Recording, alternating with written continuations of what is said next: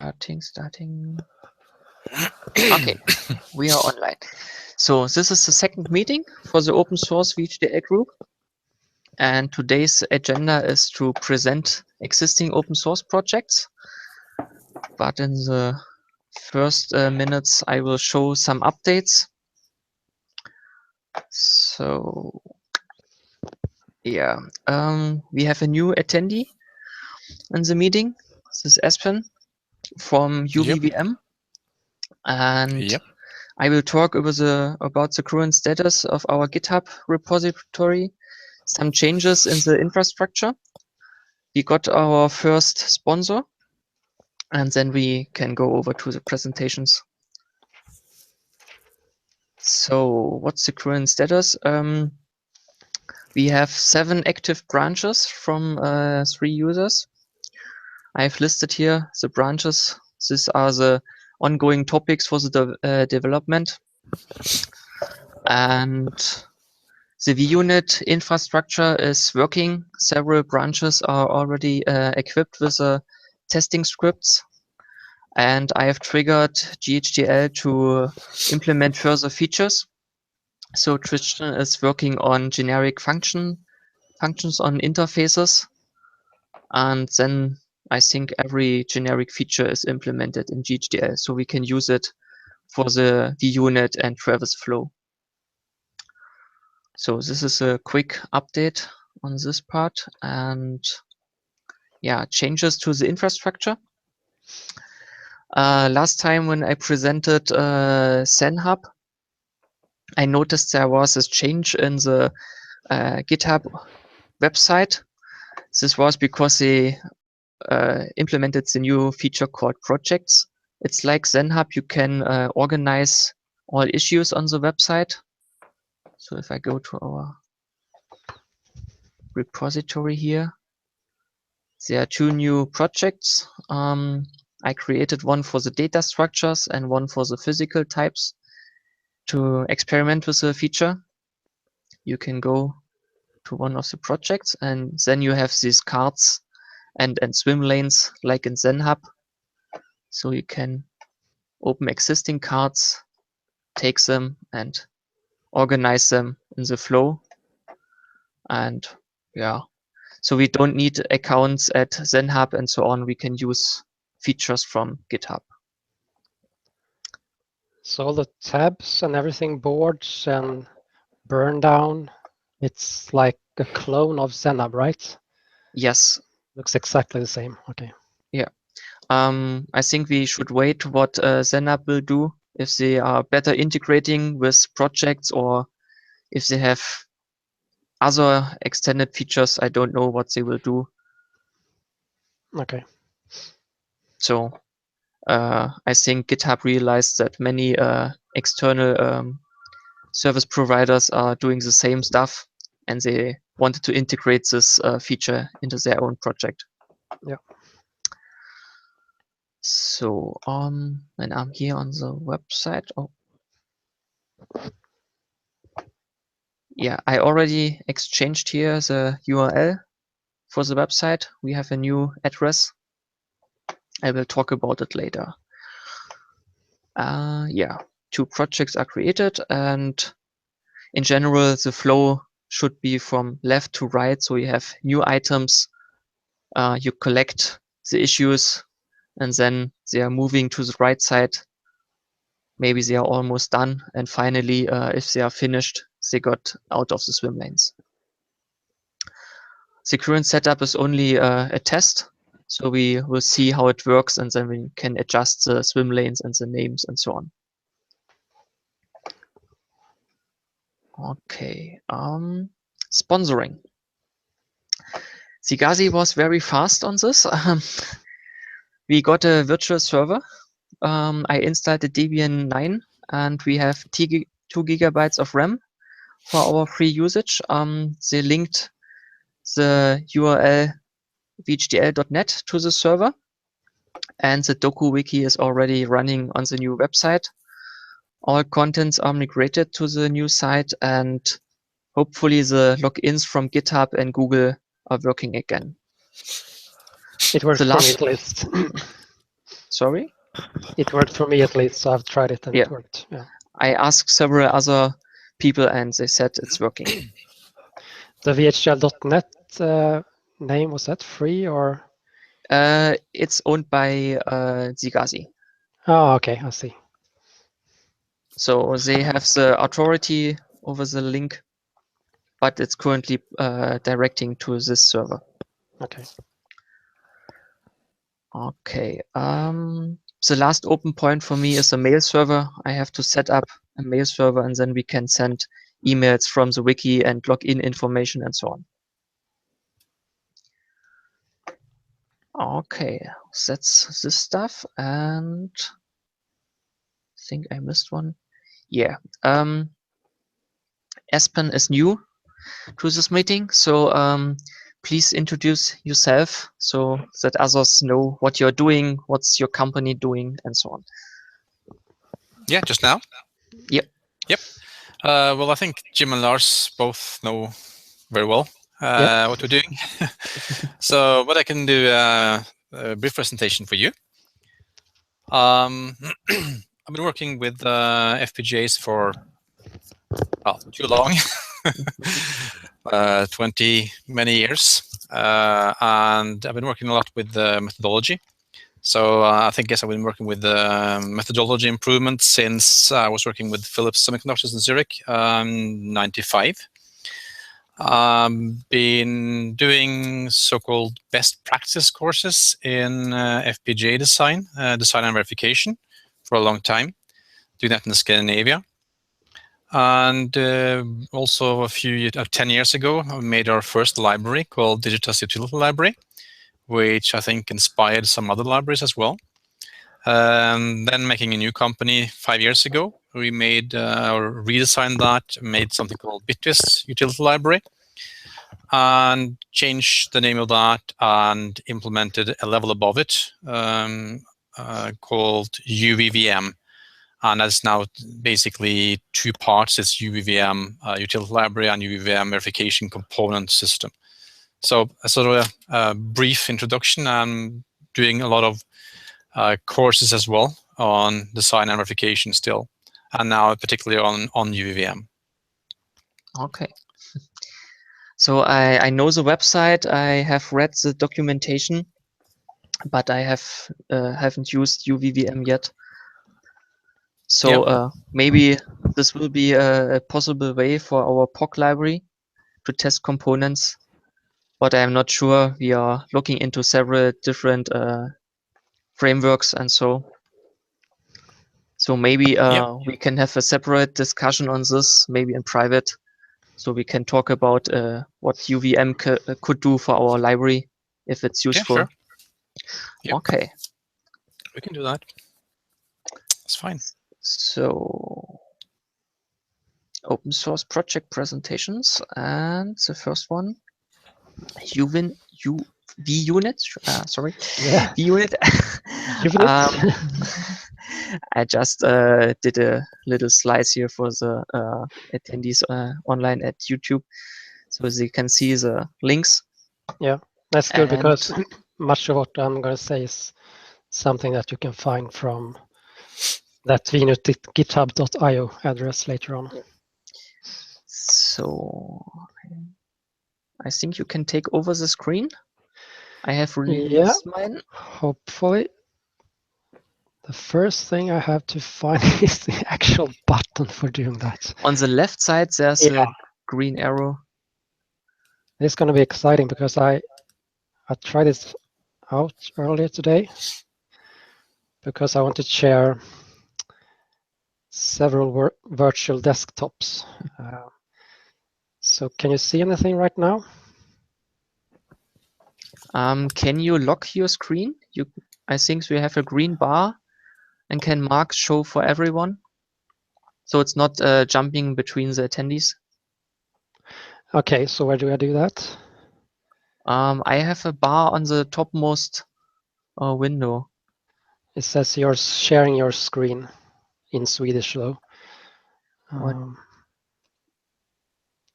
Oh, scary.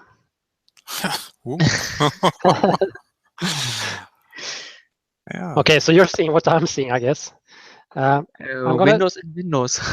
I'm just gonna try something out. First of all, no, sorry. I'm the master. I have to select you as a master screen. So.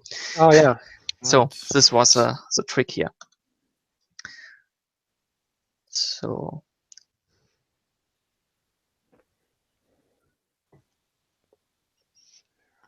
Can you see anything right now? Yep, we can see it. Okay, so this is the presentation. The big excitement now is to see if I can switch between virtual desktops and Google Hangout will follow me. So I'm just going to check that. You're seeing some code? Yeah. Yeah. Great, it works. Okay, so the unit, I think at least Espen, I think Jim as well, has been attending at least some of my presentations over the years. Yep. You haven't, Patrick, right? No, I have never seen a presentation. Yeah. So basically, VUnit is very much inspired by unit testing, software unit testing. So I thought I should start by saying a few words on unit testing.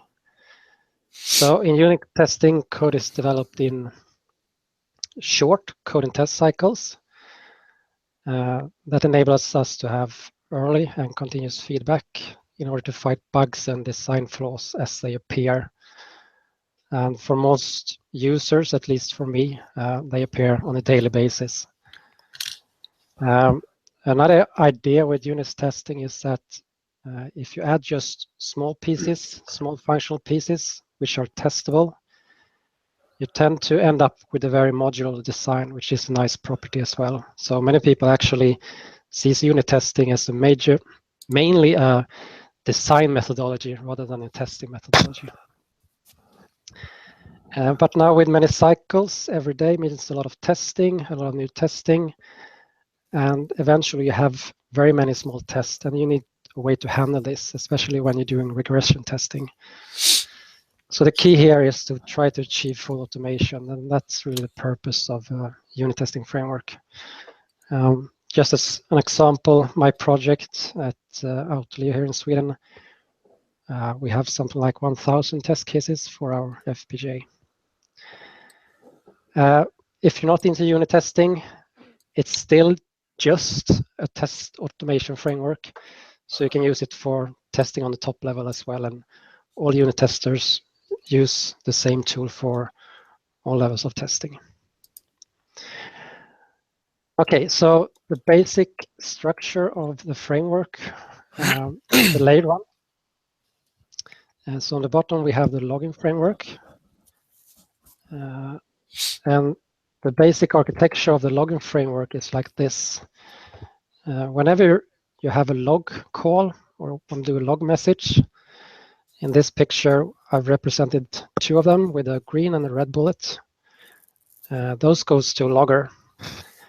And the logger has two channels or two pipes, one for display output and one for file output. And then in each channel, we have separate filters, which may suppress log entries. So I'm not sure if this is clearly visible, but for the display channel, we're suppressing the red message. And then also we have separate formatters for the two channels, which will decide the output format. And I will show you an example of that later on. So let's look at some code. So here I have a code example down here at the right. This is the most simple log you can do, just a hello world. However, if you look at the simulation window up here, this is model sim, you will see that there are some extra parameters to this log call. So in this case, I've enabled something called VUnit location preprocessing, which will insert line number and file name on all log entries, and also all check entries, which we will see later on if you choose to enable this. So this will enable exact pinpointing of a log message to location in the file. It will not touch the original file. This is another file which VUnit will pre-process and compile. So of course, if I single step over this line, I will get just hello world on the display. In my next process, I will make use of filters and formatters and channels more. So here I'm going to initialize my logger saying that the display format is level, the file format is verbose. I will show what that means later on. And the file name for my log is like this. On the next slide, I'm doing a stop level filter. So here I'm adding a filter that will stop messages on the debug and verbose levels. And this only applies to the display handler, which is handling the display channel. So now when I come to this warning message, this is not suppressed. So it will appear like this on the display. So this is a level format. You just have the level as a prefix to the normal message. And of course, you see it up here in my log file. But now I have the verbose format, so you have time and the location I was talking about.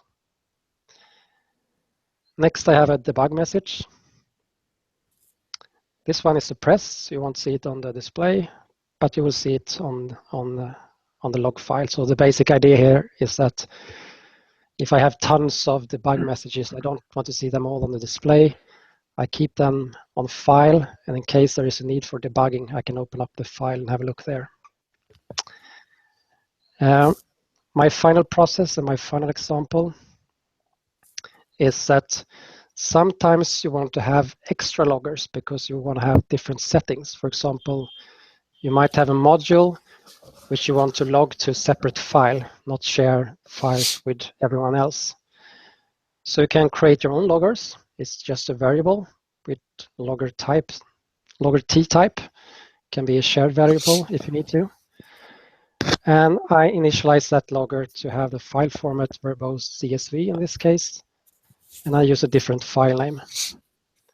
So when I get to the debug message being used with my second logger, I haven't suppressed any debug messages at all. So this will appear on the display.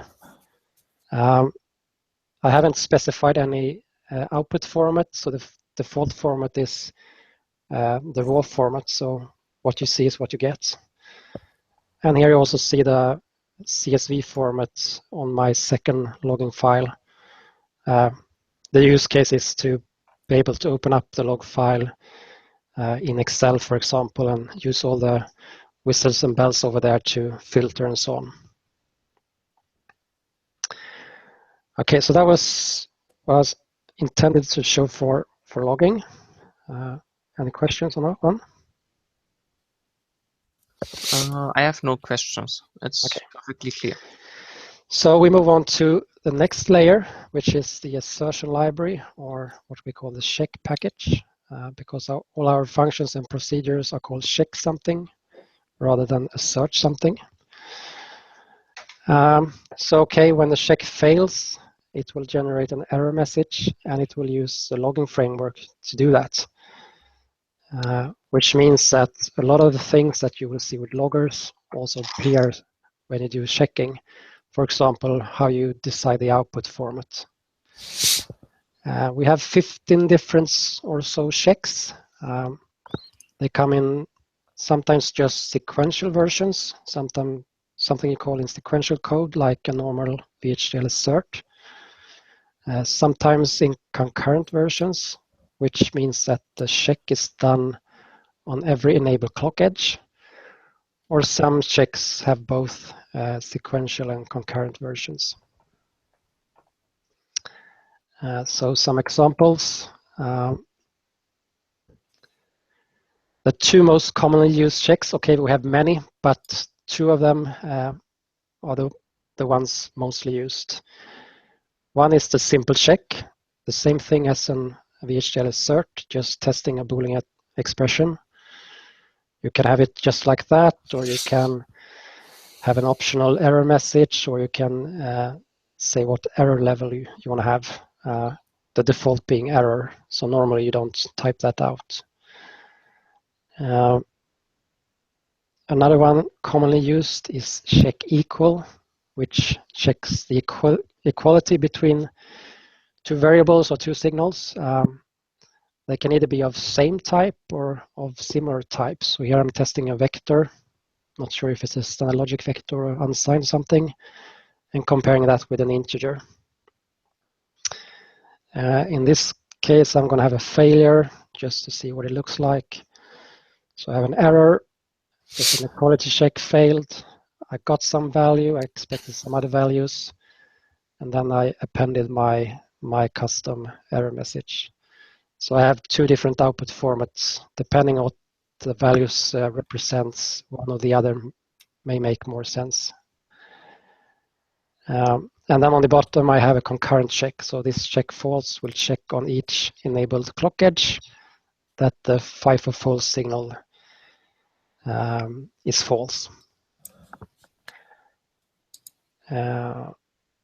Yes, I'm going to leave it with that. All the checks that are available can be found on the website. The failure you have there, yeah, that's down your here. output. You're not calling the assert, are you? No, I'm not calling the search. I'm calling the logging library. Okay. And I'm writing to standard output. So there's no report involved here. Okay.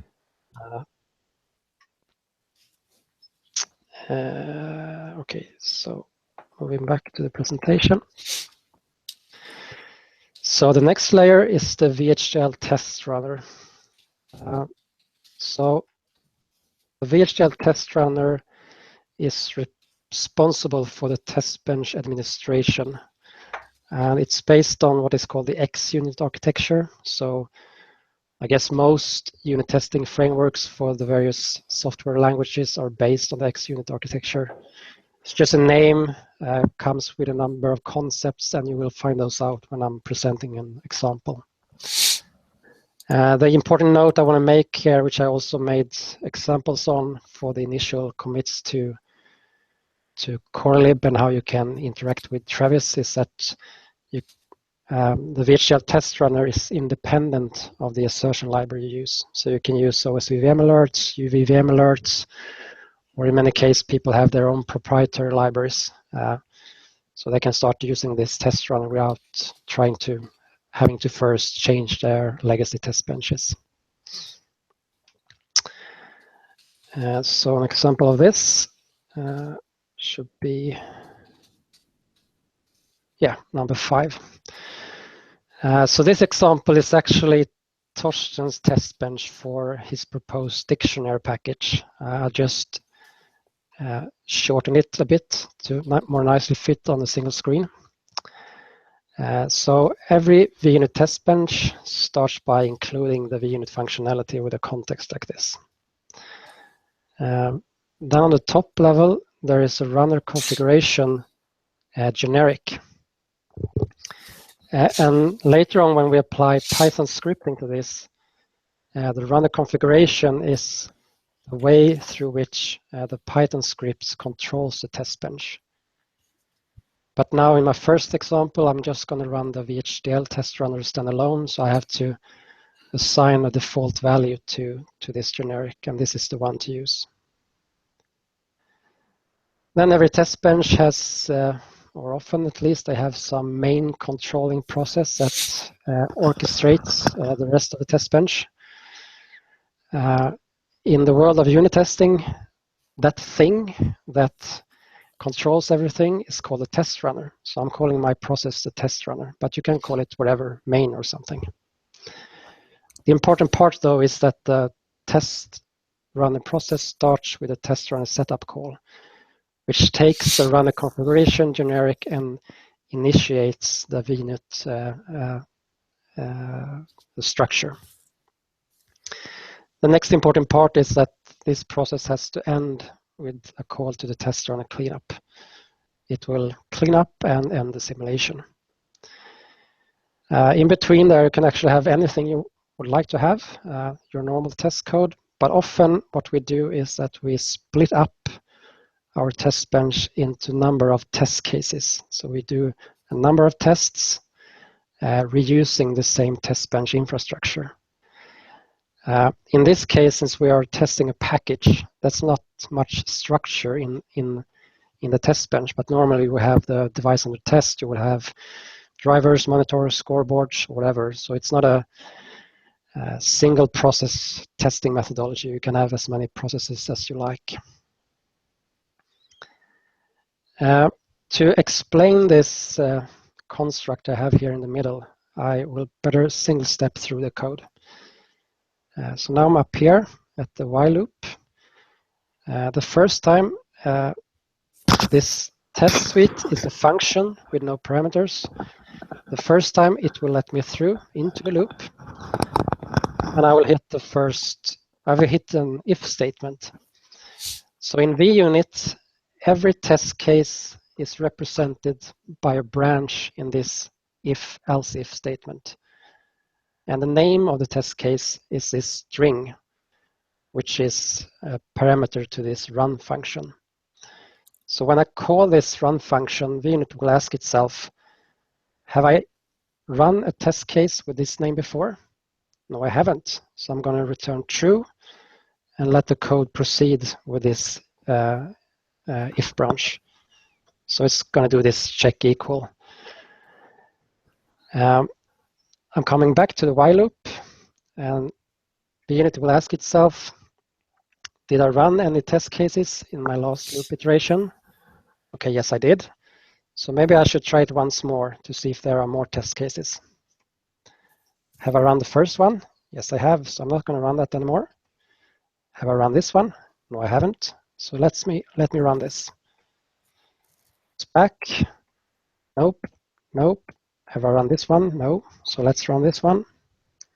It's back. And then it's no, no, no.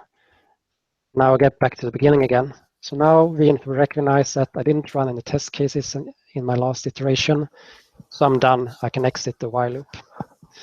The reason for having a while loop like this is that it's less typing compared to having separate if statements for each test case. And also, if you want to have common code to initialize before the test case, like if you have a real device, you want to reset that, you can put that code up here, so you can reuse that between the test cases. Okay, so if let's say my end goal here is to start using the Python scripting on top of this. But in case we still provide this as a stepping stone for people new to VUnit, because someone feels that, okay, I'm going to start using Python. That is a bit intimidating. I'm feeling more safe if I can just run within VHDL to start with. If you stay there for a while, you would probably want to have some reporting in the end to see the status of this test run, and you can add that if you want to. You can also enable an internal logger in the run package, which will, if enabled, print out the current running test case and so on. But instead, I'm going to proceed describing the next step and the next layer, which is the Python test runner, which is on top of the VHDL test runner. So the purpose of the VHDL test runner was to administrate a single test bench. The purpose of the Python test runner is to administrate all the test benches you have in your project. It provides incremental compilation.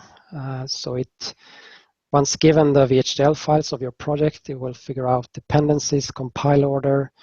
It knows what has changed since last compilation, so it knows what it needs to recompile and so on.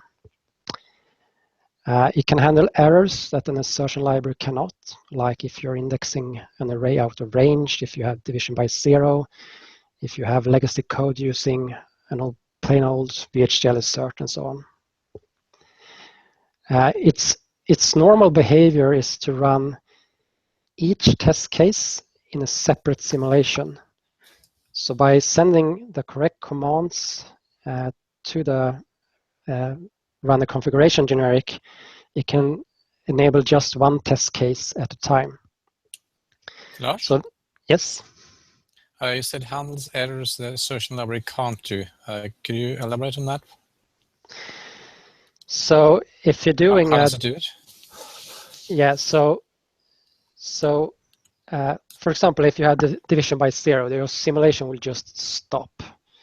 And when VUnit is calling ModelSim, for example, from the command line, it will figure out that ModelSim returned from execution without going through that final call to the test runner cleanup function. Because the test runner cleanup function will essentially tell the VUnit Python test runner that, okay, I've reached the endpoint in normal way, and any exit to the simulation, which is not through the normal way, is a failing test case. Okay, so it tells the user that something failed for this test, but it doesn't actually tell the user what happened if it was a division by 0 or whatever. It will, because it will show you what the output on standard out is from the simulator. So the simulator will say division by 0 or something like that. So you will see that in the log. I can show you an example if we have time later on.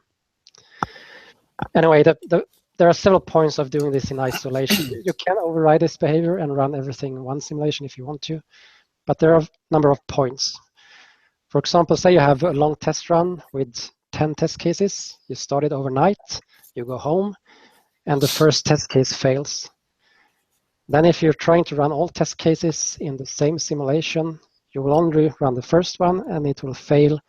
And in the morning, you will not know if the remaining 9 test cases are working or not.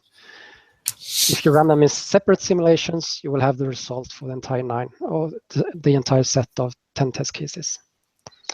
Another thing is that if you're running them in separate simulations, you can also run them in separate threads. So you can run as many ModelSim simulations as you want concurrently, providing you have licenses. So normally ModelSim or any other simulation will only use one of your CPU cores. So this is a way to utilize all of your CPU cores, and that can be a substantial gain in speed if you have long test cases. So that was the multi-threading. We also support multiple simulators, currently LDEC simulators, ModelSim, and VHDL. We have partial support, but not official, for Cadence, simulator from Xilinx, and also an open source simulator called NVC.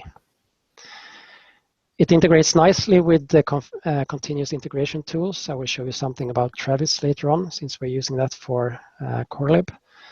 But the most common continuous integration tool, I think, is Jenkins, and it also integrates nicely with that.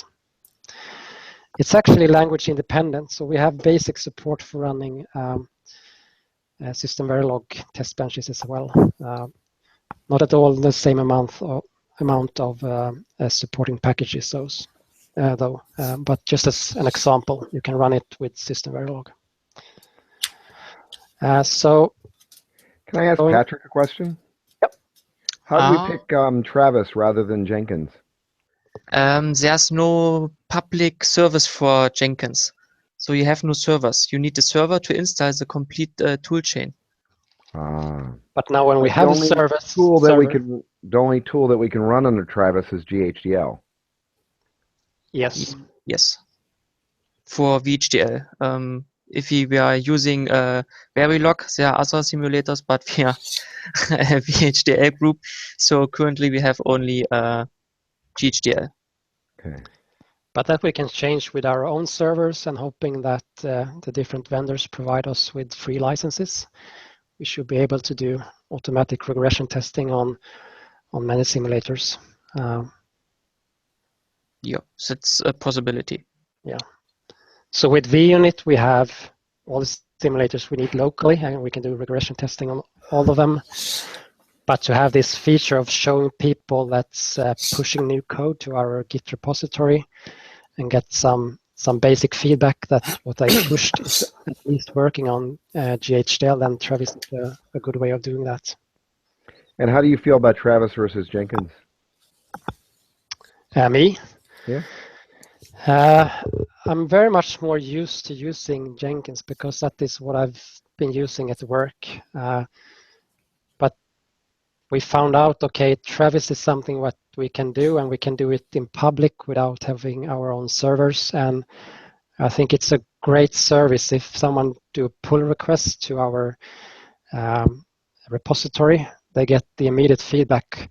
Well, this pull request is not passing our acceptance testing, so you have to fix that first before we're even going to look at it. Yeah. So it's a first basic step to filter out some noise. Okay. So, I like so I'm it. perfectly fine with using any of them. And I think actually Jenkins has more features to handle test reports than Travis does. Okay, so when you're moving to using the Python test runner, you actually have to do some Python scripting.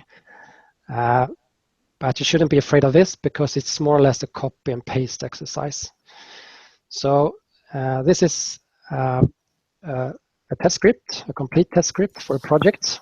The project which only contains Torsten's dictionary. But it can contain as many test benches as you like. So the first interesting part happens here. So I create a VUnit Python object, which is initialized from options that you provide from the command line when calling this script. And I will show you later on what kind of options that you can provide. But it ends up with a VU variable here. For convenience, I'm defining a root directory, which is the directory where my file, that is the script file, is located. But then the main lines are the four following ones. On this line, I'm adding a VHDL library to my VUnit object, and I call this library dictionary-lib. And that method call will return a handle to that dictionary. And then to the dictionary, I add source files. I take the root directory, join that with the name source. So actually the root directory /source/ everything ending with .vhd. So I'm taking all the files in my source directory and add that to my dictionary lib. And then I do the same thing. I create a separate library for my test files, take all the VHDL files in my test directory and give them to the TB dictionary library. And finally, I call VU main, and I will start the script. So what I get when doing this, well, first you can type a call a script, run.py with the help option. So you will get all the whistle and bells that we can provide. I will show you a few of them. For example, you can just do compile. Nothing happened. Well, it's incremental compilation. Everything is already compiled, so there's nothing to do. But if I add clean, you will see what you will see the first time. The first time it will compile VUnit, and you will also see that it will compile a few dictionary files in there as well. But since you're not updating VUnit normally, it's only the first time that VUnit will compile. You can do -L. That will list all the test cases that you have in the test bench. If you have many test benches, that is many VHDL file with the runner configuration input generic, they will all be listed. You can, of course, run all the test cases. So then you have no options, you just call run.py. It will run all the test cases in separate simulations, and it will eventually give you a summary report, pass, fail for each of the test cases. Let's introduce a bug into this. I'm actually just going to change a number in the test bench rather than in the actual package, but I'm changing this 1 to 2.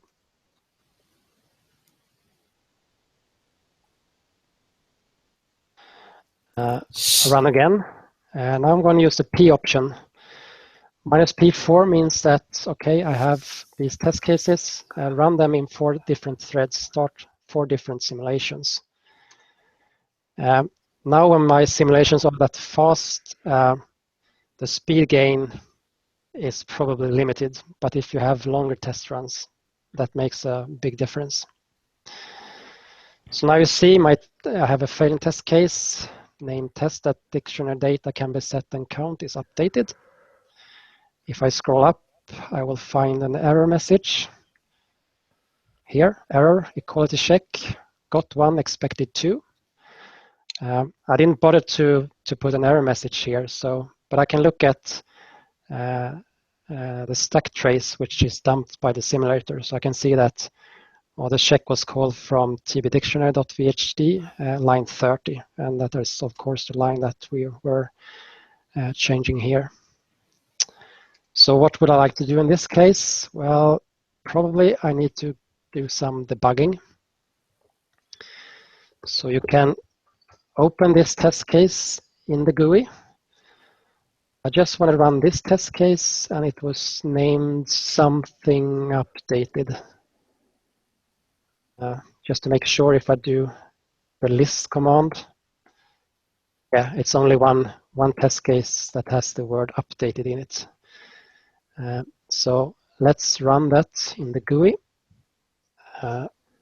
So here I'm using ModelSim. Now the runner configuration generic is set up so that only one test case is enabled, the failing one, which I specified. I will do debugging the way I normally would do. Eventually, hopefully, I will find the bug. Just going to fix the bug. So maybe I want to stay in my simulator. I'm going to have to view the transcript window because it disappeared.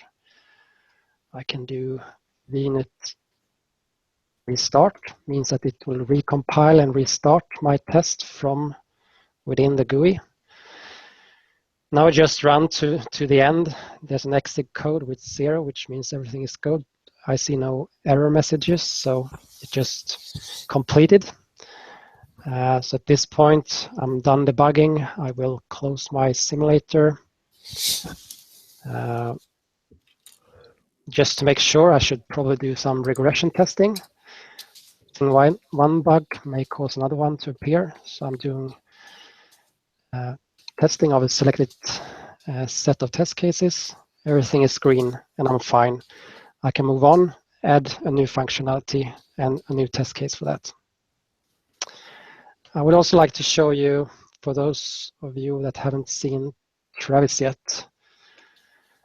Oh,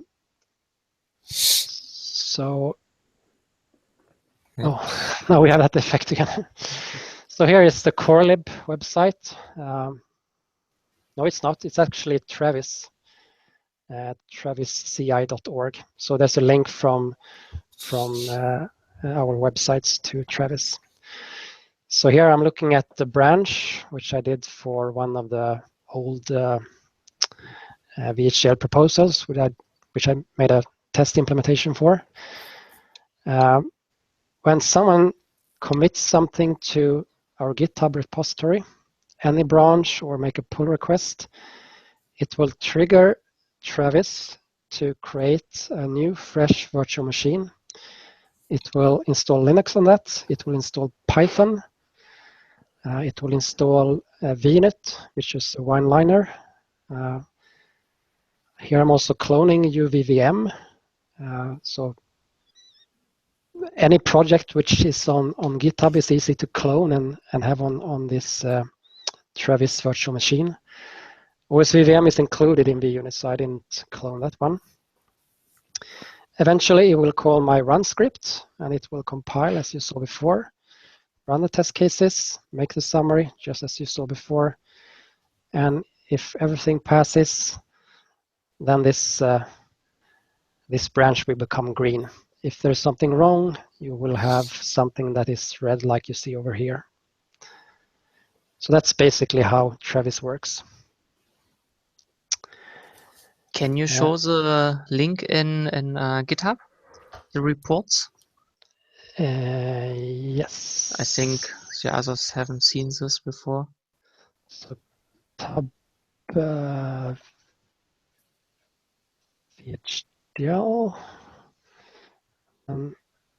Oh, I can save some money. Great. CoreLib. Pull requests. There should be a close Yeah. one. There's a close pull request. And someone, I think it was you, Patrick, made this pull request.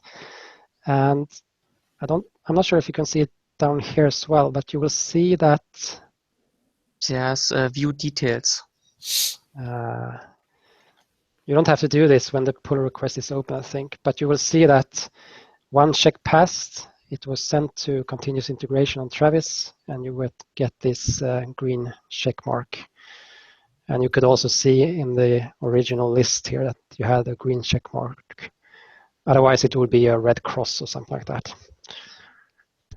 So you get well integrated feedback from Travis within GitHub as well.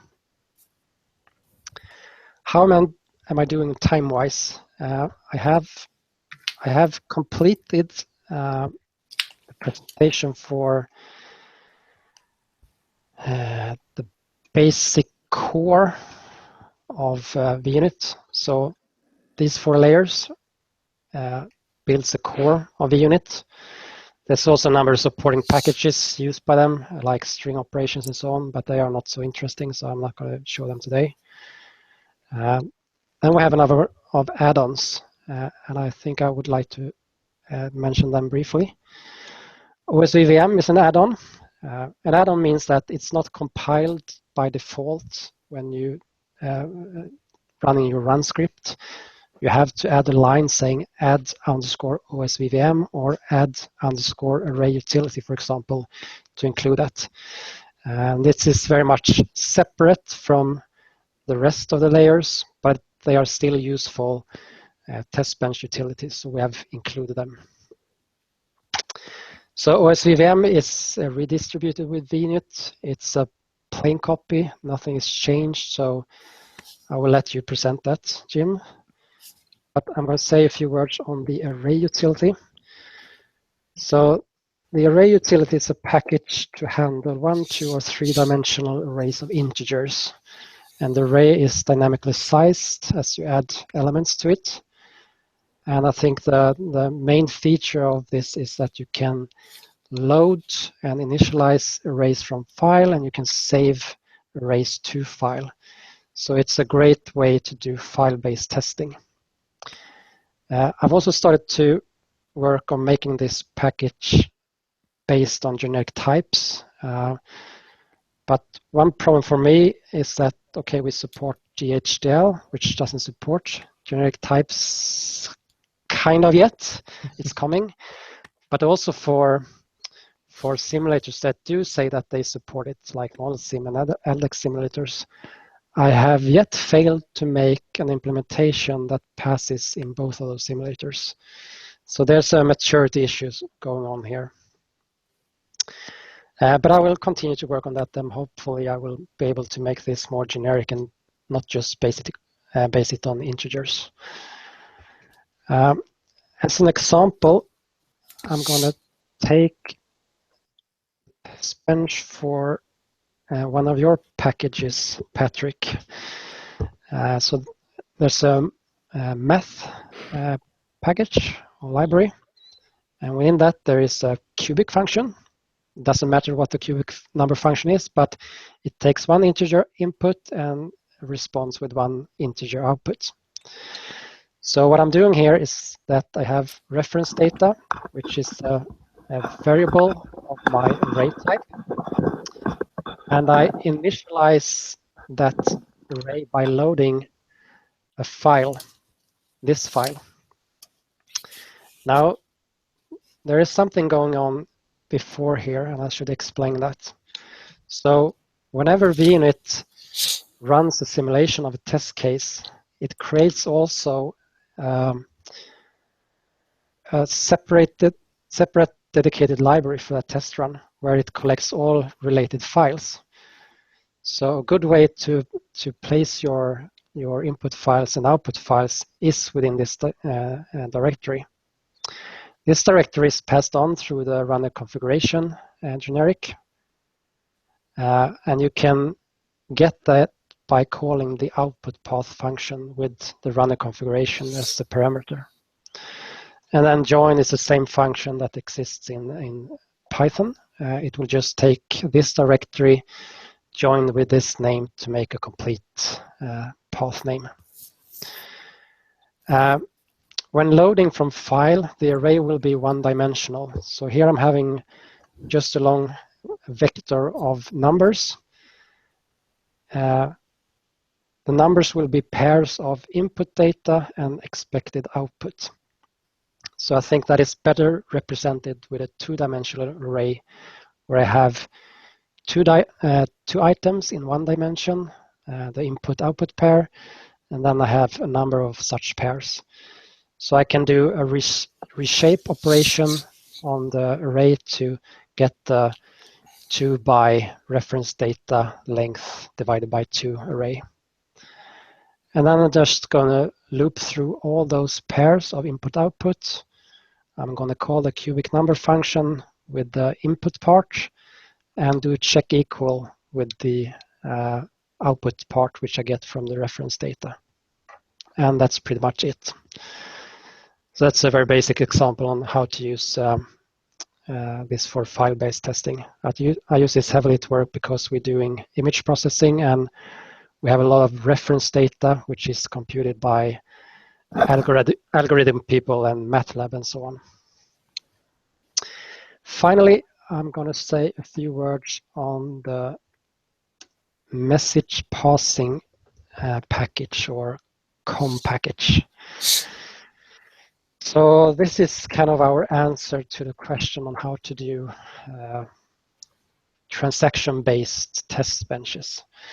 And the basic principle for what we want to do was that we want a user of transactions to only have to be concerned about what information do I want to exchange and with whom. If there are other concerns that you have when using transactions, like where that communication counterpart is located, how information is transported, when the counterpart is ready to communicate, and so on. These are limitations in the transaction implementation, or sometimes they may be limitations within VHDL itself. So this is something that we want to work around. Because if we can work around those concerns, it would be we would make it as simple as possible to make modification, adding new transactions, removing existing ones, changing the contents of transactions, and so on. So the way we try to solve this is like this. Okay, so this is a dumb example. Here I have my test runner process with a single test case, the test COM. This process will communicate with a calculator process. So what I'm doing first of all, if you want to be part of message passing communication, you have to create an actor for yourself, which I'm doing up here. So the name actor comes from a theoretical model called the actor model, which is the basis for message passing. So actually, it's just that in the actor model, the things that communicates are called actors. So that's why I'm using that name. So I'm creating for myself an actor by calling the create function with the name of my actor. I'm just going to call it test runner. I want to communicate with the calculator, so I'm going to create a reference to that actor by finding the actor with the name calculator.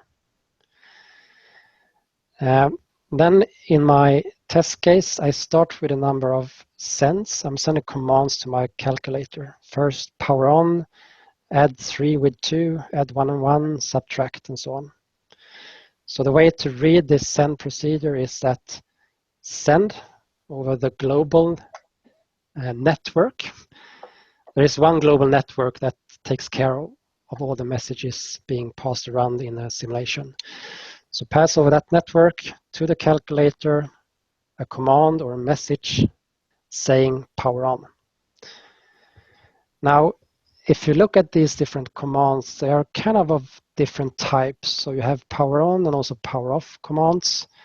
And you have a number of commands which are more perform an operation between two numbers.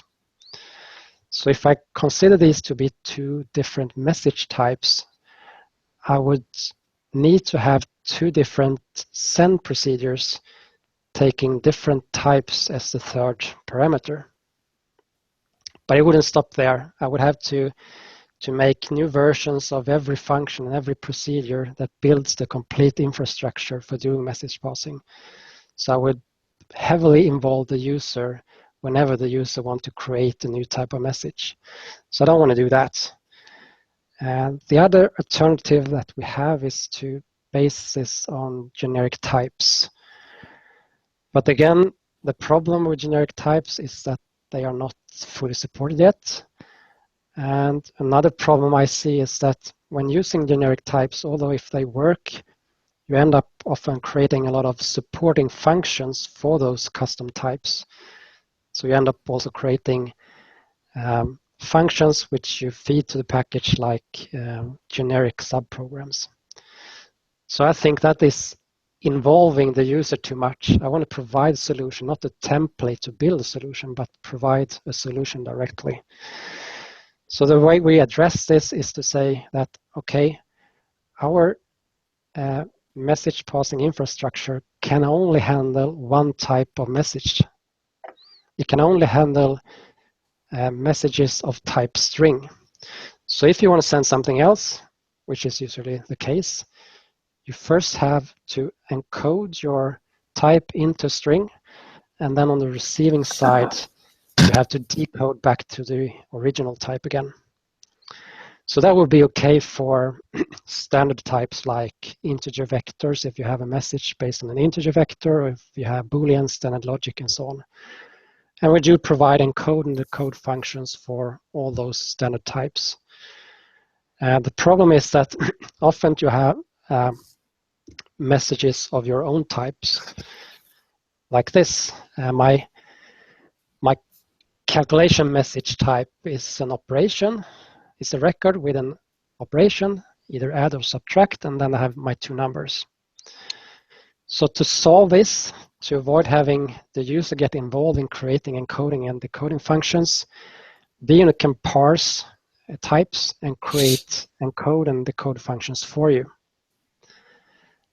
And also, since this type of message where you have a record where the first field is numeration is a very common use case, VUnit will also provide special type of encoding functions that will take these enumerations as names for the function, so add, and then the two remaining fields as parameters to that function.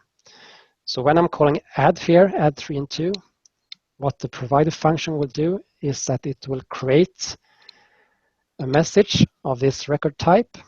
It will populate the first field with the value add, the second with the number 3, and the third with the number 2. And then it will take and encode that message into string. The benefit of that is that you don't have to create your record separately and populate all the fields. And you also get code that is very readable if you choose good names for the enumerations. So let's try to step through this piece of code. I'm right here at the first send call. These are asynchronous calls, so they take no simulation time. They take delta time, but no physical time. So if I run to the next breakpoint down here, I have passed 4 commands to the calculator, but so far the calculator is handling the commands at its own pace, so it only had time to do the power on command, and it will only repeat what it does on the screen here, so power on. So for all these commands to be executed, I have to wait for a while in order for the calculator to catch up. So if I just... Lars, is this the actual code then? This is the actual code. So is power on a function then that returns? Yeah, so power on is a function based on this record, Okay. which only had an enumerated type in a single field. It didn't have any extra fields. So that means that the generated function will be a function without parameters. So this is a parameterless function. So if I run over this wait statement, you will see, okay, now we have time to do all the operations for the final 3 commands. Of course, asynchronous communication, not all the things that you need. Sometimes you want to be synchronous. For example, if you're doing a read command, you're expecting a message being replied back to you, and you might not want to proceed before you have that reply. Very often you also want just an acknowledge of a command, and this is what I'm using here. So all synchronous commands will do a request. So here I'm requesting a subtraction between 5 and 10. And for this special case of having an acknowledge, I will get a Boolean flag here saying that, okay, this is a positive acknowledge or it's a negative acknowledge. The difference from the send call is up here I am anonymous. The calculator doesn't know who's sending these commands. He doesn't know that I'm the test runner. In this case, I have to present myself so that the calculator can respond back to me with the acknowledge. But that's the only difference. So this call will block until the calculator has done the subtraction and replied back with the acknowledge flag. So you see that when I jump over the request, you will have the result immediately. 5 minus 10 is minus 5.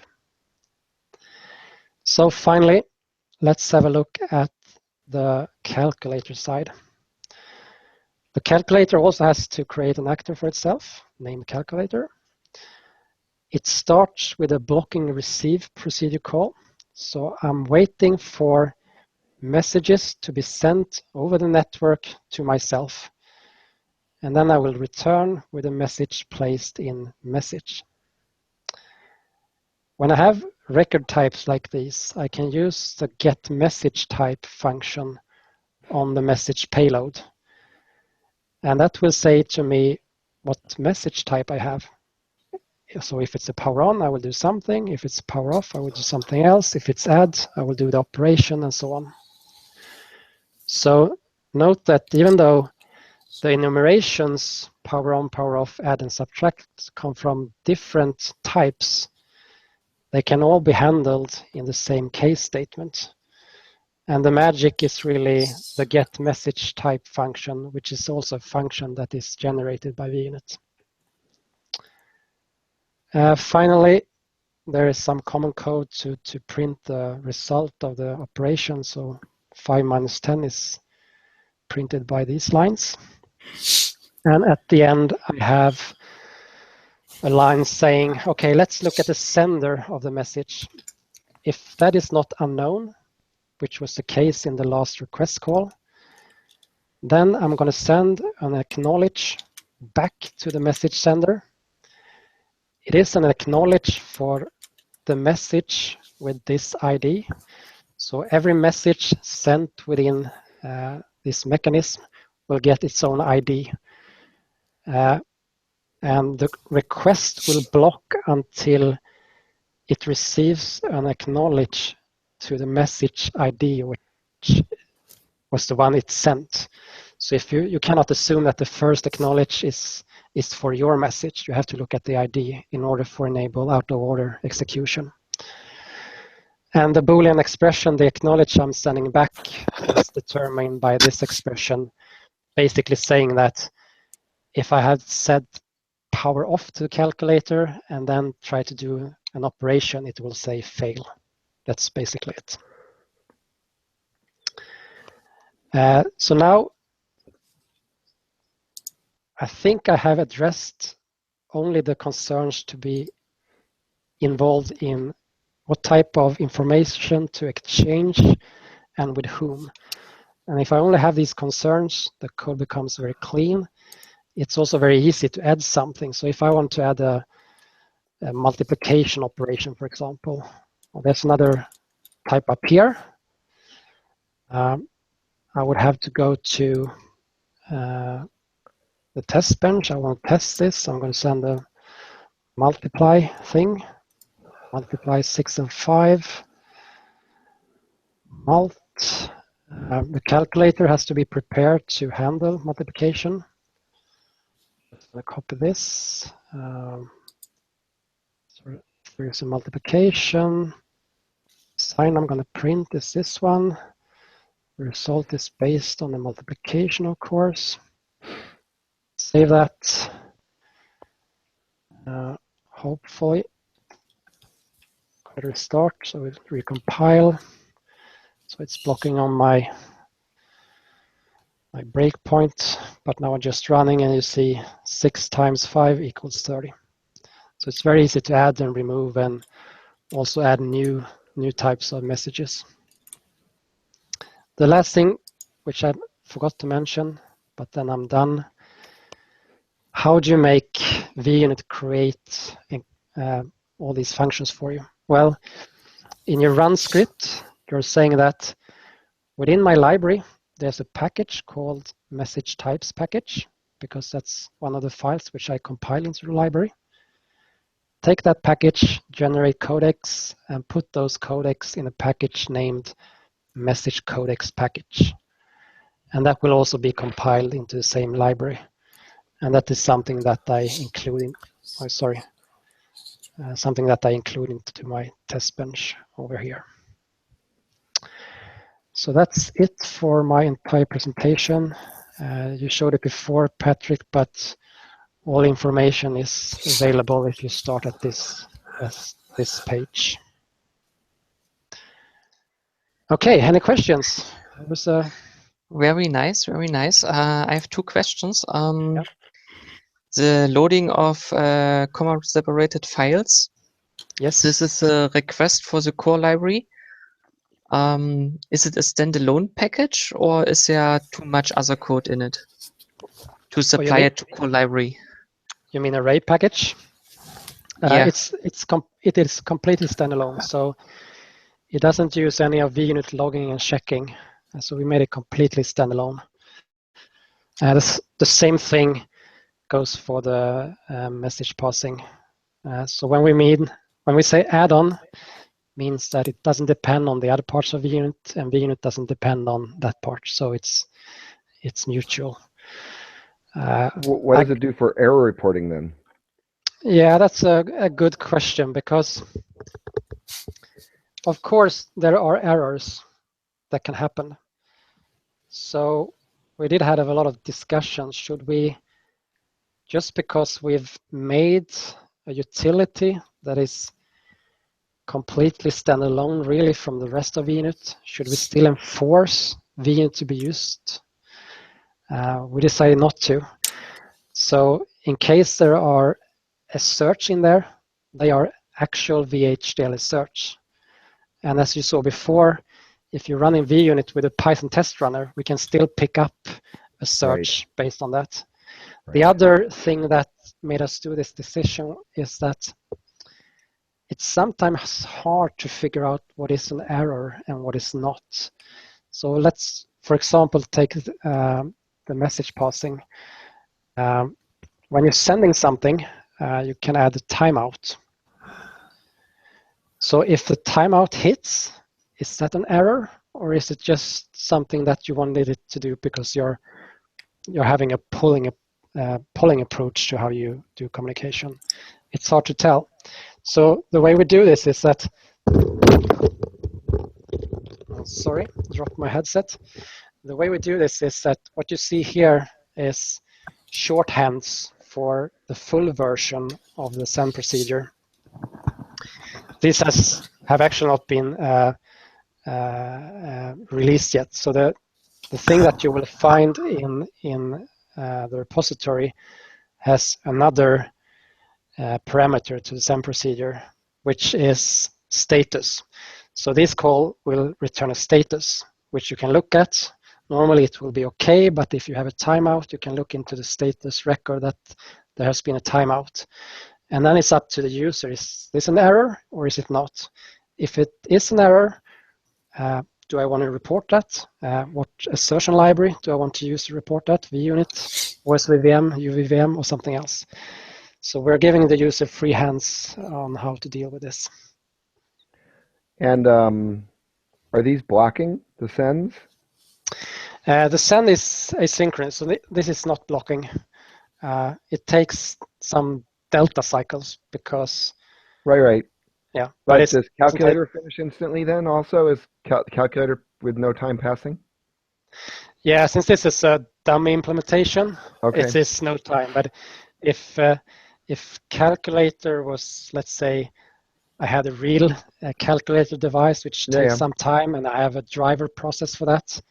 Yeah. I would send a command to my driver process, which would translate that into ping wiggling, which will eventually lead to some result in the calculator device. Right, but what would cause you? What would keep you from queuing up too many things for the calculator to do then? Nothing if I don't add anything like limit myself how many commands I will queue up, or I make a request. So I'm saying to my counterpart, I want you to acknowledge this command. Right. That will make everything catch up. The queue. The requests then are blocking. Yeah, so the request names comes from the request reply pattern. So you do a request and you expect a reply.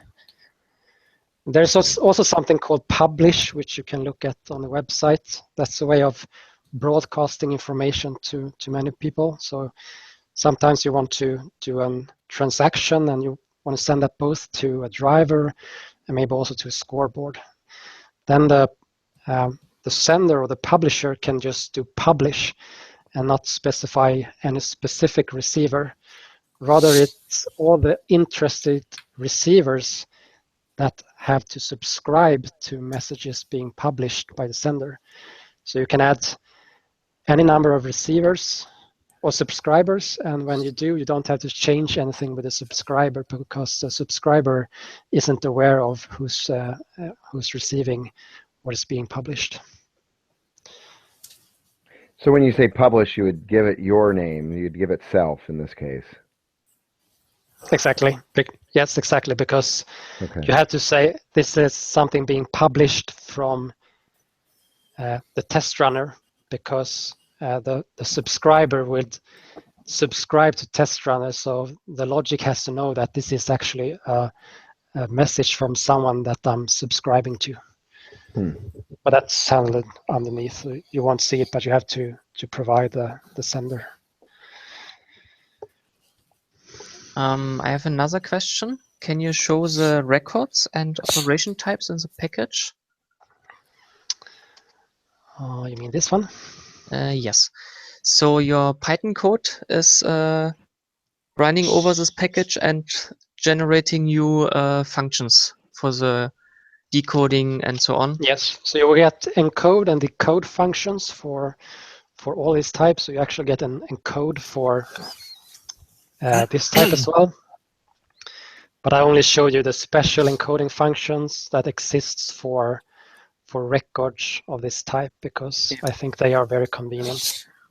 There's an open proposal in the IEEE working group to implement two string functions for records. Yep. Some of them are numbered under the item, what was it called? Introspection, record introspection, and so on. Maybe you can add your example here as a use case. Yeah, that would help because then I can remove some of the parsing. The thing it wouldn't help, I guess, is this magic get message type function,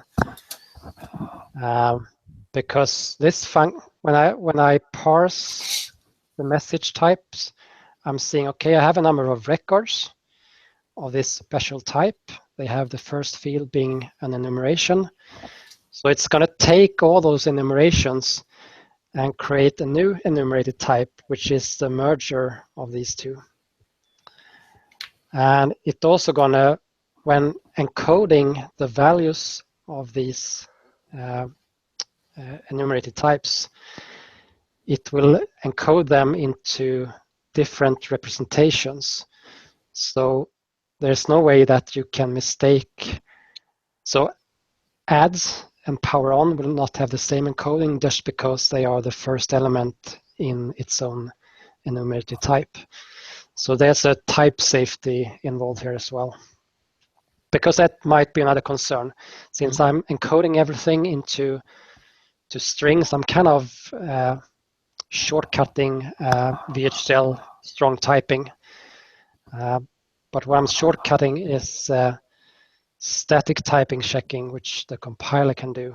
I can still have it type safe runtime by doing dynamic type checking. Okay. So, are there other questions?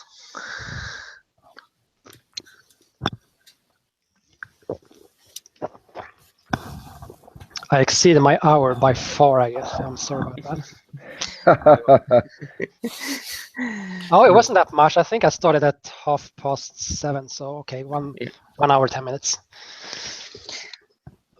Okay, so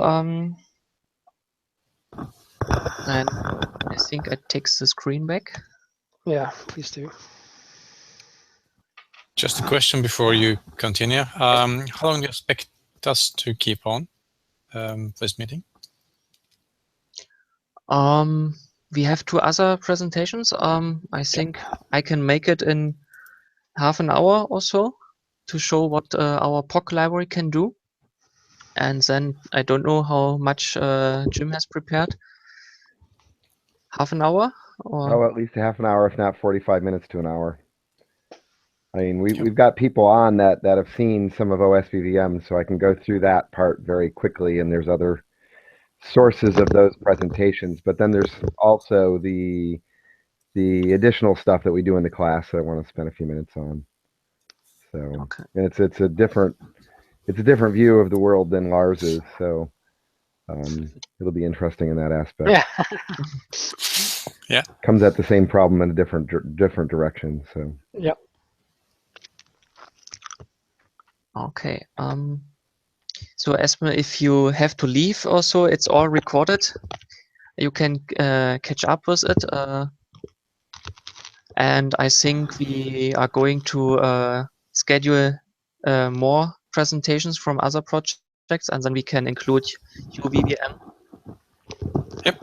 If you like to present UVVM to us. Yeah, sure. But I think so. Okay. Yep. So I can continue with POC. Mm-hmm. So my screen. Okay. I'm going to take a quick break, and I'll be right back.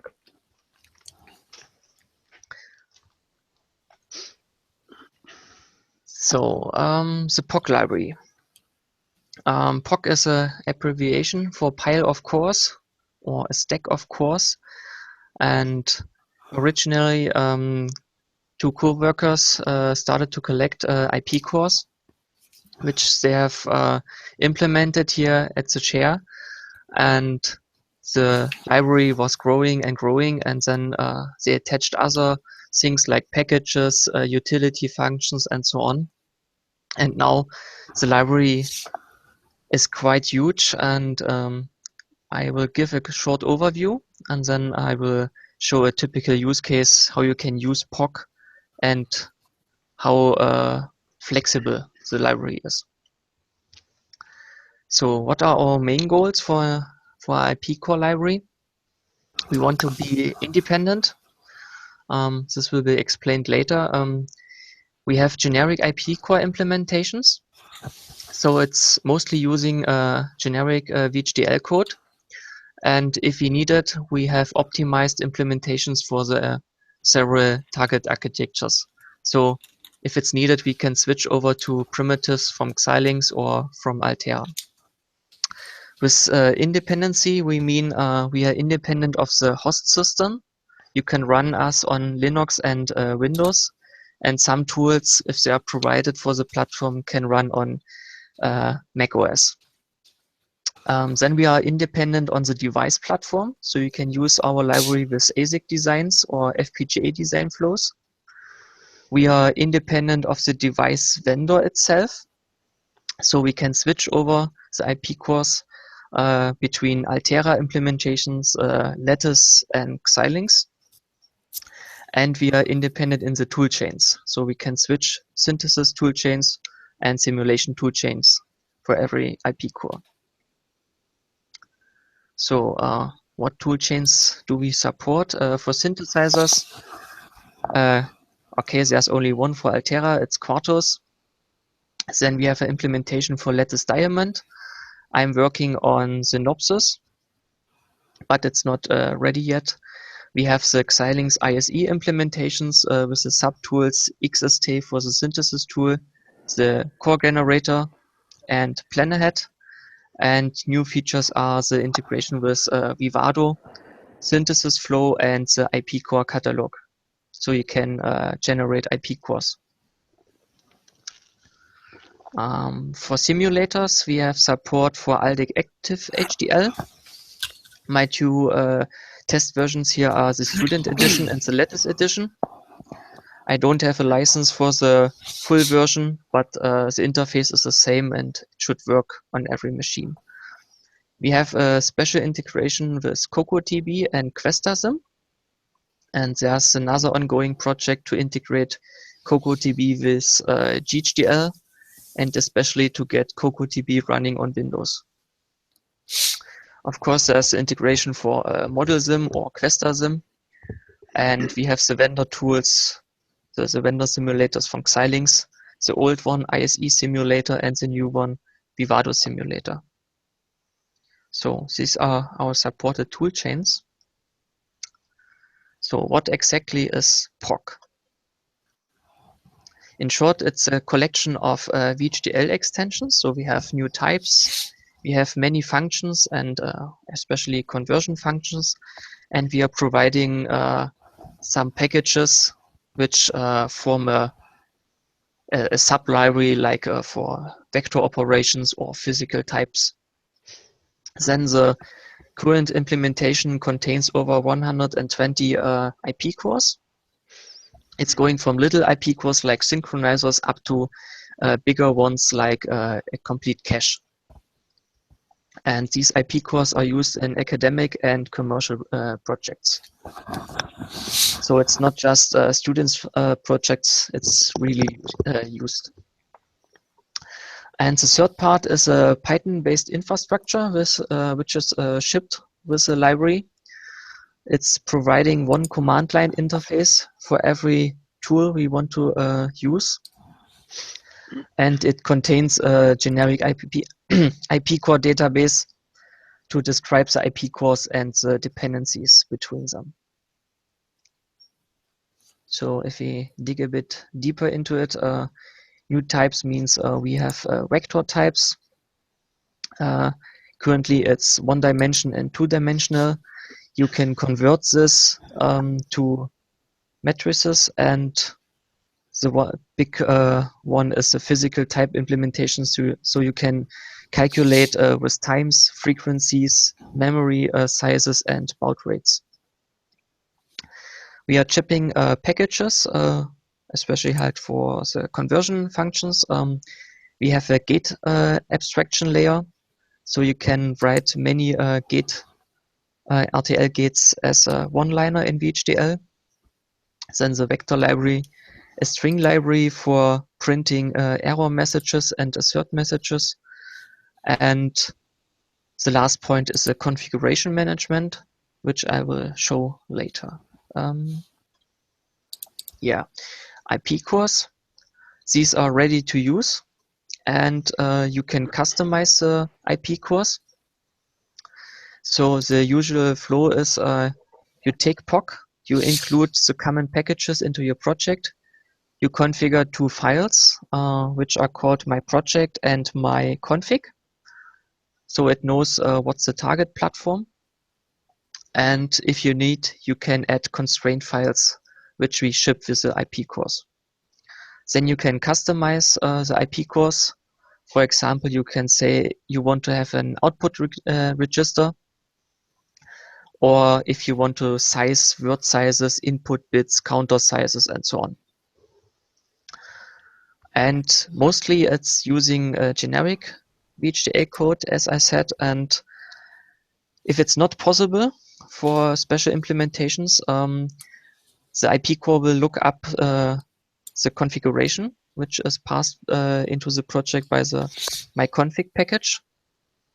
And then it can decide, okay, I have a Xilinx target device. It's a 7 series device. I will use this implementation. So we hope that our cores will pick up the best implementation for the target. And if this is not enough, we have several workarounds to use the best and the optimized code. So we figured out that some carry chain implementations are not the best by the synthesis tool. So we did a handmade implementation, and the toolchain and the VHDL packages can decide, okay, I'm running on XST, it's a target device Vertex 5, so the tool flow is not the best. I will pick the hand implementation. And yeah, you can use POC for simulations. We have a little set of simulation helpers written in VHDL 93 and 2008. There's an abstraction layer to switch between both language versions. So in the test bench, you have only one interface. We are providing a little set of randomization. It's not so big like the one from Jim, but it's working with 93. We have assertion tracking, so we can count how many assertions are in the code, how many have failed. Then there's a package to read VCD files from Verilog or from debugging tools, and you can read this stimulus into the simulation and run the course with this one. And our tool flow generates an overall simulation report. The test benches, which are shipped with POC, are written in VHDL 2008. And we have 3 test benches written in Python. So these ones are using CocoaDB. And then the last point on this slide here is we are also shipping POC with third-party libraries. For us, it's OSVVM and VUnit. Okay, so maybe another question is, why should I use POC? Of course, we have a big set of IP cores, and the IP cores are matching each other. So they have unified interfaces. You can exchange IP cores if you want to, for example, exchange a FIFO from an ordinary one to a cross clock FIFO. Just change the instantiation code and it's working. Of course, you have to supply a second clock, but that's all. And on top level, or from the top level view, you can use the same IP cores even if you switch your board, your FPGA board, from Xilinx to Altera, because internally the IP cores will switch the implementations by themselves. Maybe there's another question, why should you use our infrastructure? Or if you supply an IP core with our infrastructure. We have one front-end tool for every flow. So for synthesis, for simulation, it's one front-end. You can discover bugs in the IP cores if you switch vendor tools. We have found many bugs with working IP cores for one vendor. Then we switched to another one and new bugs popped up. So it's a bigger coverage. and you can compare IP cores between platforms, so usage, frequency, and so on. And do you make those bugs public when you find bugs in the vendor IP cores? I try. Not in the vendor IP cores, in our own IP cores. Okay. When But you maybe- switch between vendors, you're finding bugs in your IP cores. Okay. Yep. And Do you, another question? Yep. When you compare different implementations between different vendors, do you make those numbers public when it comes to frequency and not yet. performance and so on? Okay. As a university, we can write papers, and there are no repressions from the vendors if we publish some numbers. But usually, the how's it called? The license forbids such things. Yeah. So I know. But internally, you can look and say, okay, let's say if a Stratix 4 implementation uses LAT4 tools, hard macros, and you can switch over to Xilinx with 6 input LATs, and so you can see is it's better fitting to this platform or to another one. Yeah. Or if the carry chains are used well or such things. Yep. So what IP cores are included? Just a brief overview. We have a big set of arithmetic cores, not including only ALUs, like in a complete ALU in a CPU.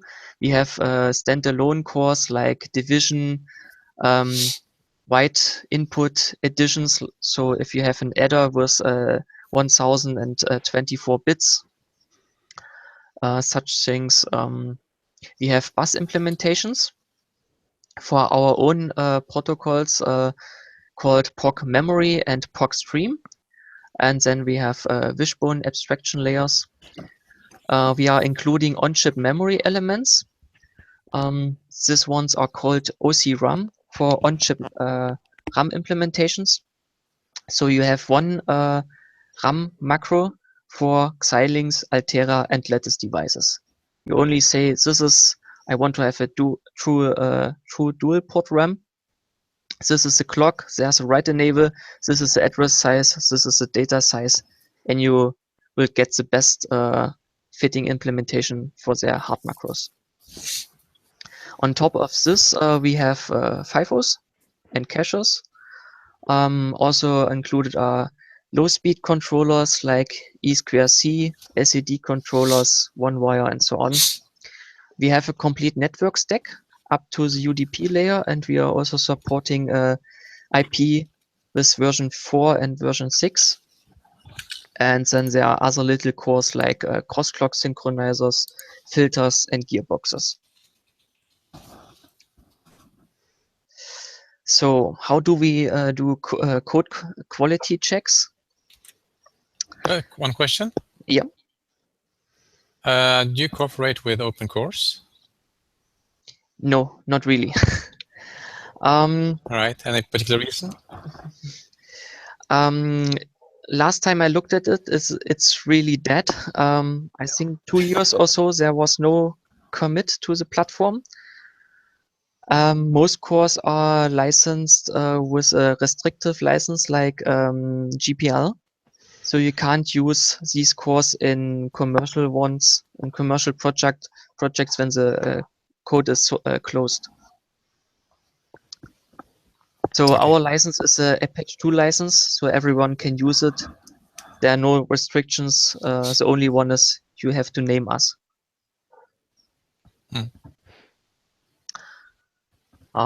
Okay, code quality. The Python infrastructure is checked on landscape IO for static checking. And then we are doing a dynamic check on Travis CI when we run our test cases. The infrastructure itself is checked. We are providing test benches with our IP cores.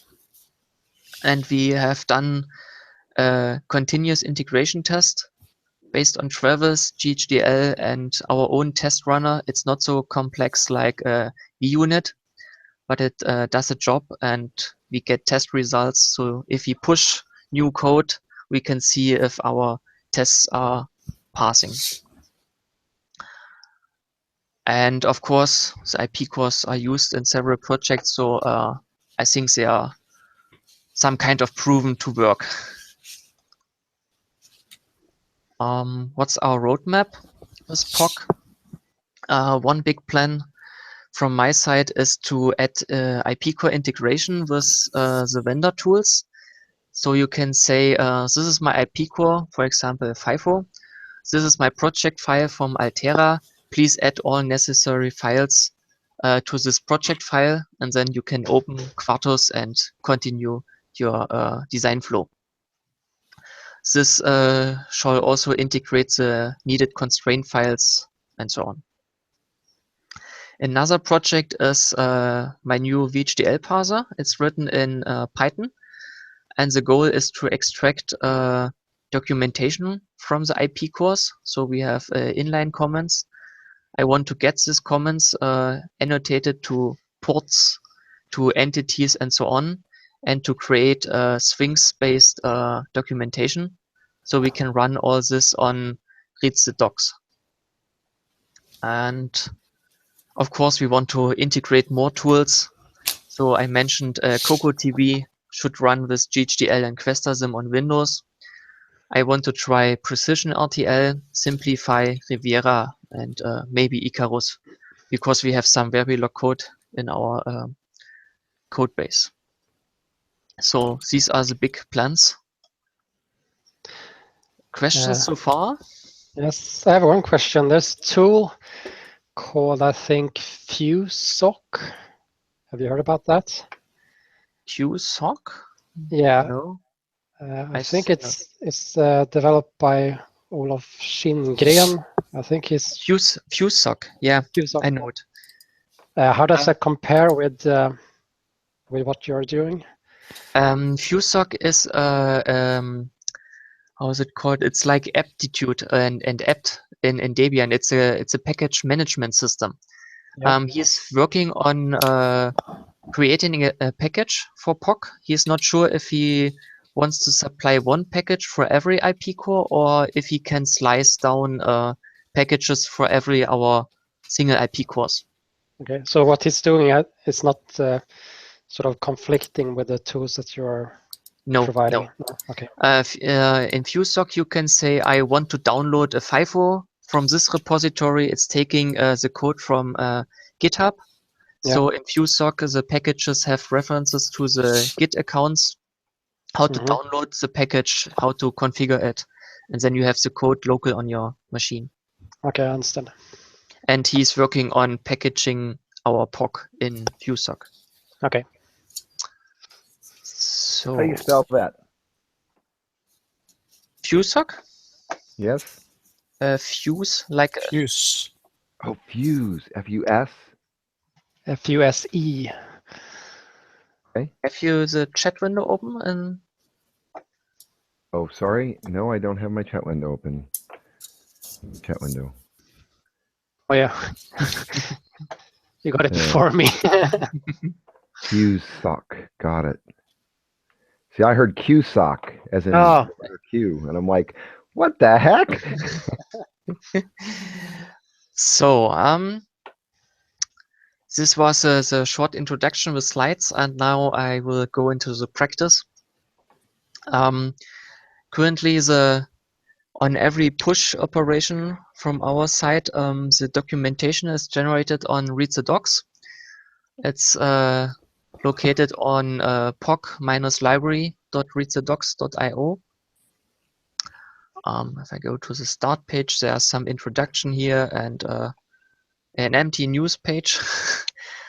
If you want, you can read what is POC and so on. There's a user story, and so I want to continue with the quick start guide.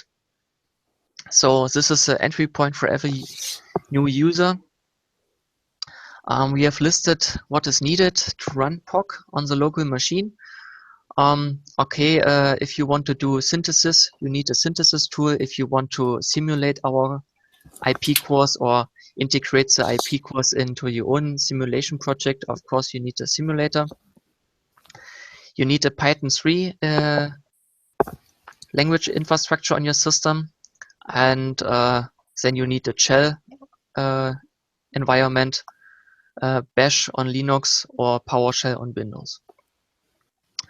Optionally, you can add other tools like Git if you want to use the newest version of POC. Then POC itself depends on CocoaDB, OSVVM, and VUnit, because these 3 packages are shipped with POC. And then you can start downloading our code. One way is to use a zip file here, or you can use git clone, and you have everything on your local disk. And then the configuration starts. I will skip this and go to using POC. We have 3 flows how you can integrate POC into your local library. Of course, you can download it and have a standalone version. You can use git clone like the download one and have also a standalone version on your disk.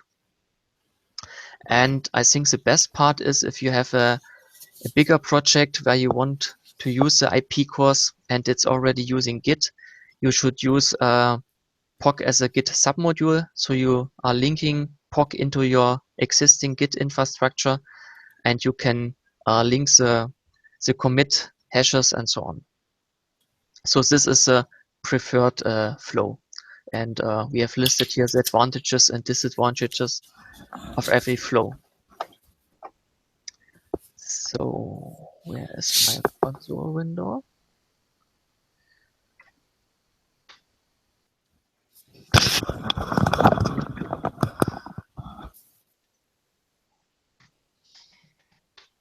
Clean window.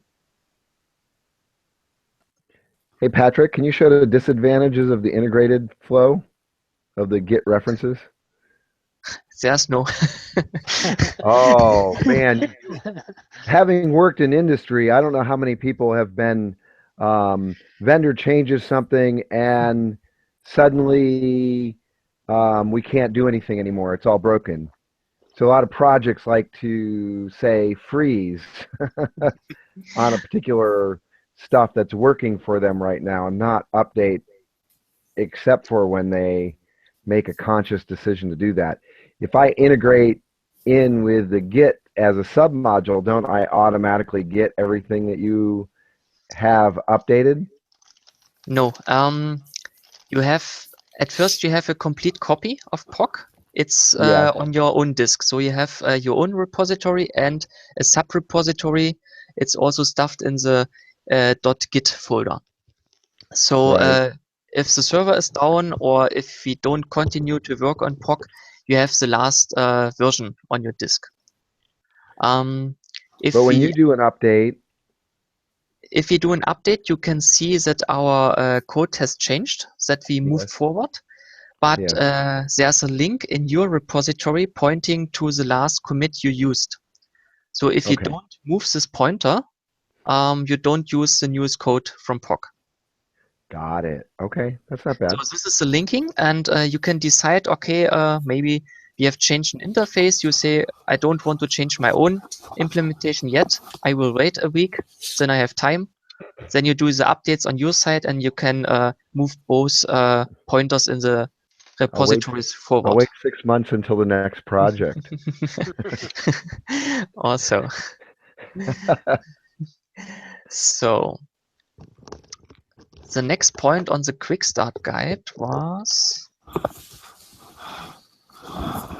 I crashed. How did I do this? Wow. Let's use the new console window. Git POC. So we have the front end script It's called POC.ps1 for PowerShell scripts, or on Linux you can use POC.sh. It's a wrapper around our Python toolchain, which is located in this py folder here. So if I run this one, POC ps1, I get a complete list of commands. So you can look up what's implemented in POC, but for our purpose here, I want to run configure to configure POC on your local machine. So now it's looking on the disk. It found POC is inside a Git repository. It also found the root directory here. Is a screen size big enough? Can you read everything? Or Text is small. Unfortunately, I'm working on a 15-inch laptop, so. Is this better? Oh, that's much nicer. Yes. Okay. The configuration process has some built-in logic to find installations. So in this case, it found my Git installation. I will just acknowledge this. So if you are not a developer, you can skip this process, or you can install developer tools for Git. I will skip this with P. And now it's going through every supported vendor tool. And I will configure Aldec here. Okay, it's installed in this folder. Do I have active HDL? Yes, I have it. It found the version. I acknowledge this. And yeah, there's some special case with a student edition.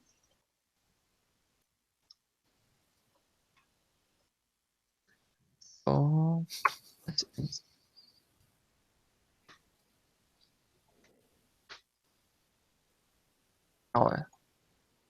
working. So it's configured.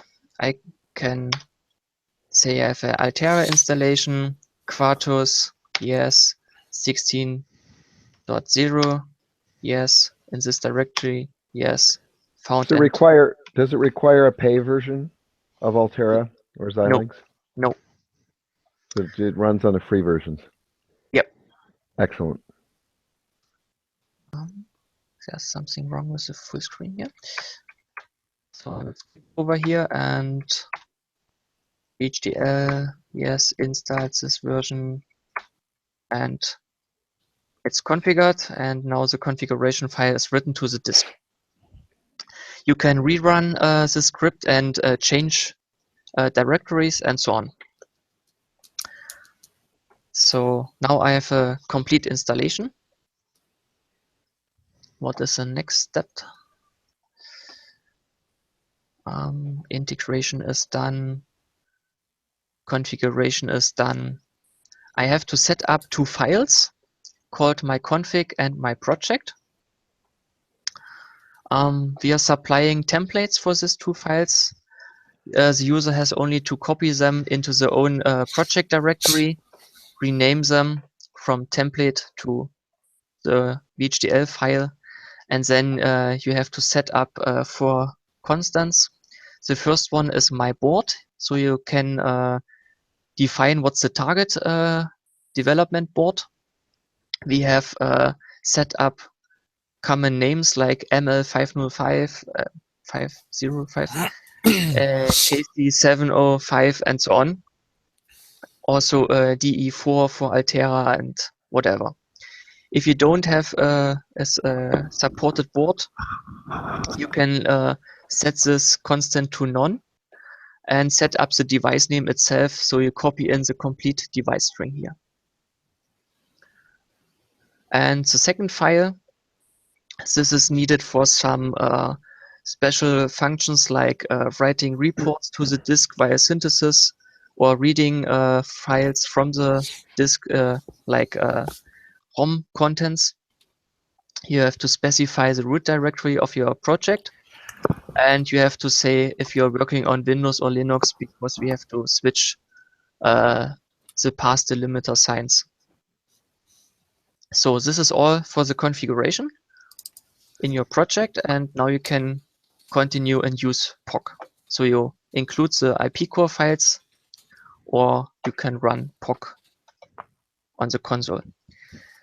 So the next point on my list is I promised that you can use one front end for every simulator. So let's start with a VHDL simulation. I will pick one of our IP cores. VHDL itself has no subnamespaces. We only have one namespace, the library name and the entity name. We have a strong naming convention, and so we can divide our IP cores into subnamespaces. And in this case, the pseudo-random number generator is located in a namespace called arithmetic. And I hit enter. And simulation is running. It's compiling every file. You can see here analysis, elaboration, simulation. It's running, and this is the report from VHDL itself. Our little test report contains the number of processes registered in a test bench. So we have a default process for the clock, and then there's one test setup configuring the random number generator with 8 bits and a seed value of 12. Internally, 265 assertions have been triggered, 0 have failed, and 3 processes. The default one is for the reset, and the clock process is not shown here. So 3 processes, and when the test bench has finished, every process was shut down, so there's no active process at the end of the test bench. And the simulation time, not the runtime, the simulation time took 2.6 microseconds, and everything has passed. Based on this, our Python toolchain filters this message here and generates a report for the IP core. We can switch over to another IP core in the IO domain, ddrio.star. I can say run all test benches in this namespace. And I did a typo. So you can see here, the path is correct until here.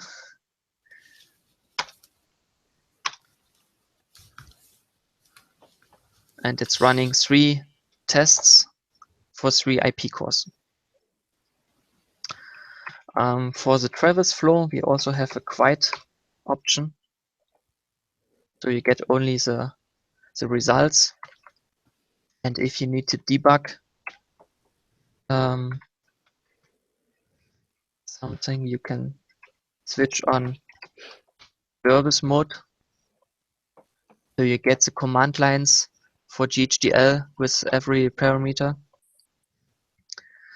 And if this is not enough, you can go to debug mode, and you see what our infrastructure does internally. It's creating a project with all these files added to this file set.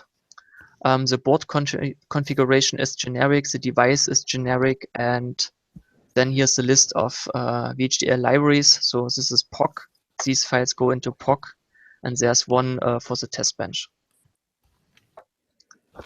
Normally, the user won't need this, but if needed, the feature is there.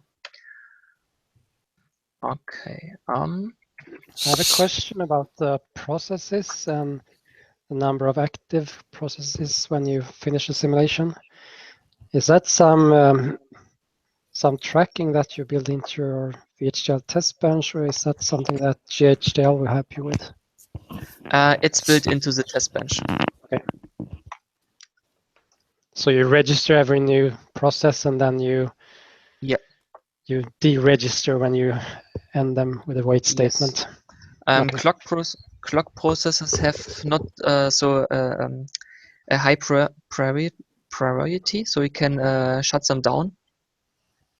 So go into the TB arithmetic, PRNG test bench, and what you are doing is you are creating a test. Yes, the test here. This is a string generation for the report. You do an initialization for the simulation. Here are the clock and reset generations. These are bound to this test ID, and the checker has a process ID connected to this test. Every assertion is registered to the default test, but you can have multiple tests in one run. And finally, you deactivate the process here. What is the reason for tracking? Is it like, would it be an error if you end the simulation and there is still an active process? Or is Yes. it, yeah. Yes. Okay. If you have more input data, then it's consumed by the checker. Or otherwise, the input data has finished and the checker is awaiting more data. Yeah. You can notice this. Okay. We had some use cases with streaming data. So you generate data and the checker says, I'm finished. It's shutting down the simulation, but you have only passed 2 packets of 10. Yeah. I've done that a number of times.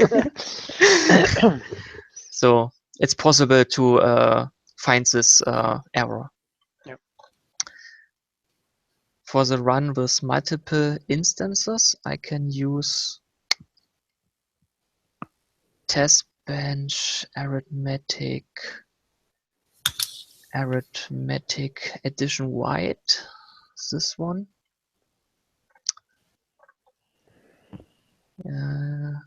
So here you can see our frequencies. This is one of our physical types. And then we have one clock, which is bound to the default test.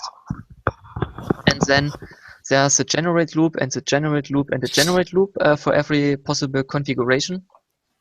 And we are generating one test for every possible combination. Every test is running in parallel. And then you have these processes here. They get deactivated and the last one cleans up. Yeah. I could run this test, but it's taking 10 minutes or so I won't waste the time here. Okay, so if you think, okay, this is all good, but I want to see unsupported format. Okay. I should have tested it before. Yeah. So no problem. Switch over to the next simulator. Running QuestaSim. We have filters for the output from the simulator. So in this case, it's only showing warnings and errors. If you switch to verbose mode or debug mode, you get every line from the simulator. The report is the same. And now I can say I want to see it in the window, in the GUI window.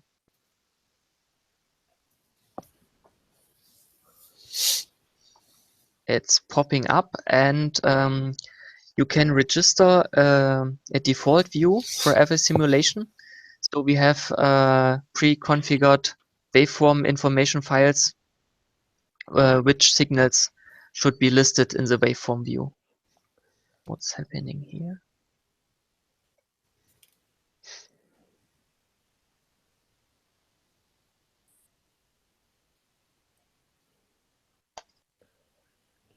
So what was the gesture? So you can zoom in check your code, and on the left side, there's a report. So if you want to have a view to your simulation, you can open the simulation in your waveform viewer.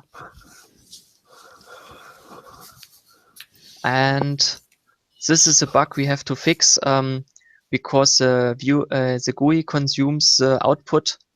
There's no output passed to our infrastructure, so it's saying simulation error. We have to work around this.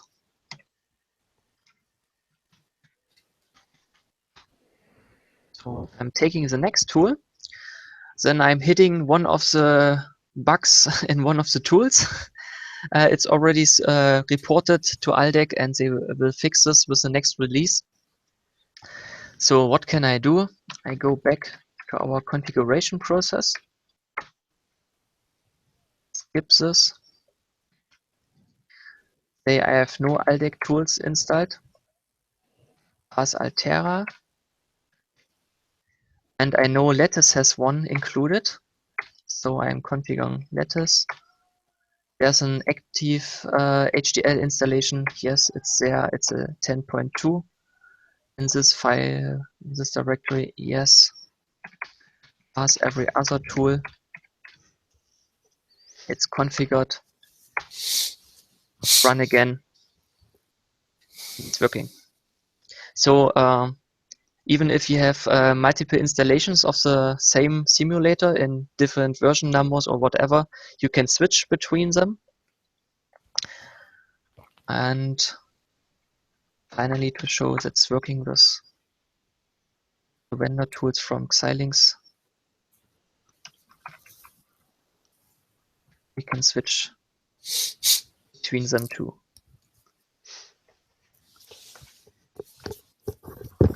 And there's another bug in the Vivado simulator. Maybe they will fix them, but it's hard to tell. So this is a simulation. But I said we can do synthesis tool too. Let's use the Xilinx ISE synthesizer for the same IP core. And then I get an error because we can't run a synthesis on a generic device. We have to supply a board name. And I will pick the KC705. And now it's running a full synthesis flow up to the netlist level. And I have now a netlist on my disk. I can reuse this one in other projects and so on. Synthesis, we can switch between the tools also here. TP5 Versa. LSE stands for Lattice Synthesis Engine. You get the reports here. And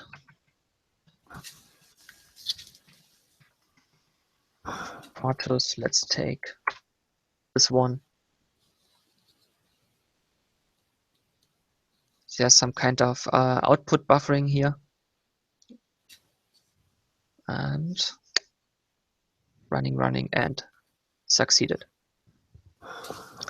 So now I have synthesized the same IP core for 3 different vendor platforms.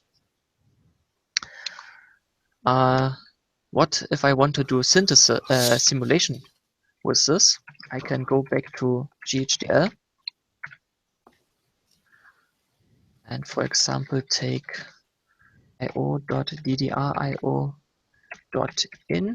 This is the input primitive, and I want to do the simulation with vendor library support, and it's running. So maybe you won't believe me. I will switch to verbose mode. And now we can see, maybe let's take the debug mode. It's a bit clearer here.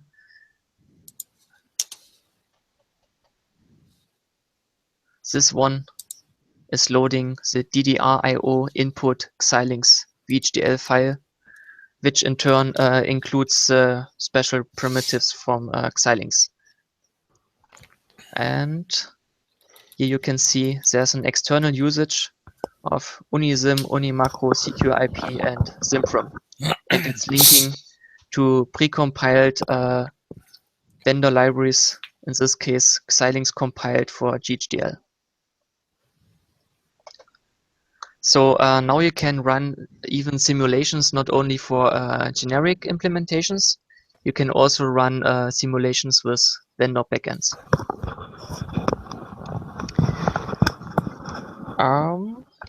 Okay. Maybe I should show how we can precompile all this. POC has some tools. If you go to tools, precompile Altera, and so on, and I will take OSVVM as an example because it's the fastest one here.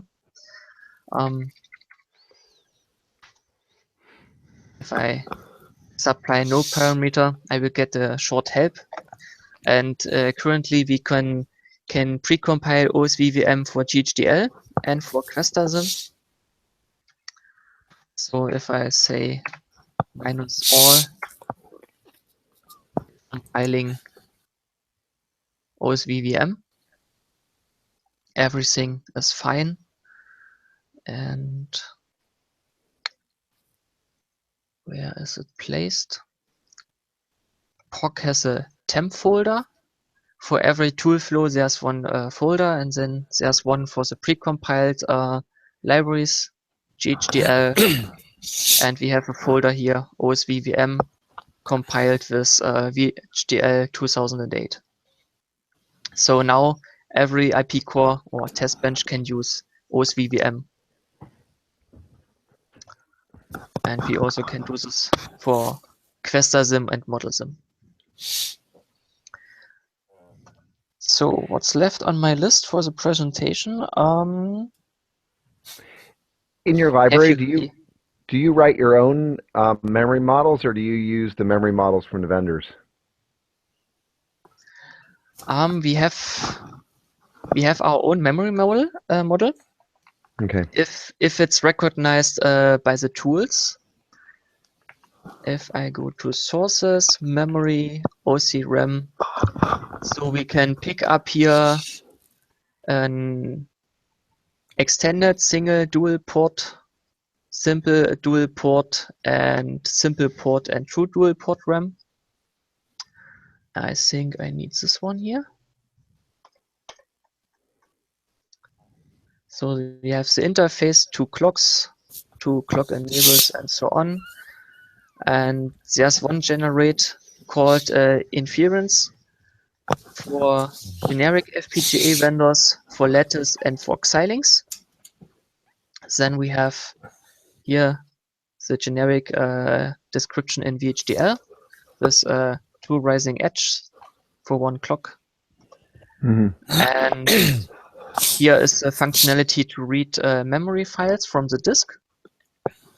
And then here's one implementation for Altera.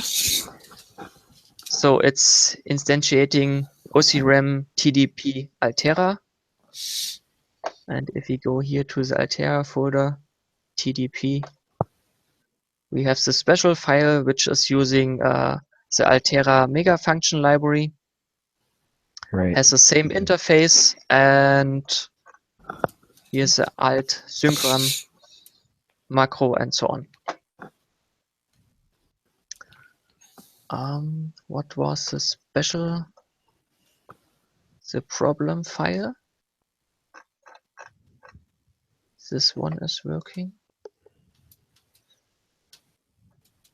The SDP. Yeah, the SDP one has no special code. It's working for all three vendors. So it's pure VHDL. So this is our way to switch between the implementations, and maybe you have noticed this. Here's a comparison to a global constant called vendor, and we can check against different vendors here. Maybe I can show another special implementation. Our synchronizers, we have synchronizers for single bits, for commands, for pulses, reset signals, strobes, and vectors. And the bit implementation has also an implementation for Altera and one for Xilinx, which fits the special needs accordingly to the FPGA platform. Sounds like we need a whole session for this, Patrick. Okay, I wanted to show our configuration package. I think this is one of the biggest things here. So as I said, you are configuring the board name or the device name in 2 files, and these need to be compiled into POC. And then we have a package with which slices device string into different parts. And here's one big structure configuring the device boards. So every board has an entry here. For example, what was the board I used? KC705. It has this FPGA on top. And then we have multiple enumerations for vendors, tool flows, families, series. You can dig deeper and say, okay, I want to compare it to a Vertex 5 device, subtypes, and we can also distinguish between different transceiver implementations. And finally, all data is collected in one record containing every enumerated type. So this is the configuration, and our IP cores can use this to switch between the best implementation.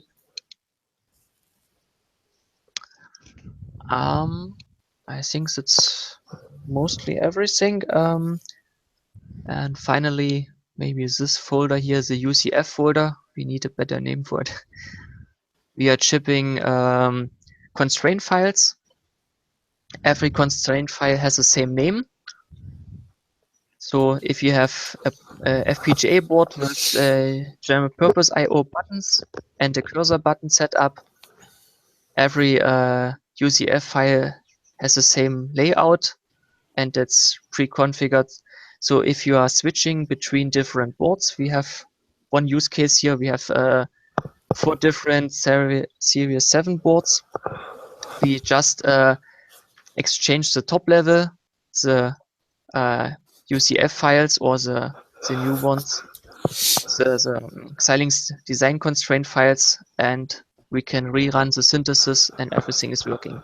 We don't have to change the IP cores or everything else. We just switch the top level.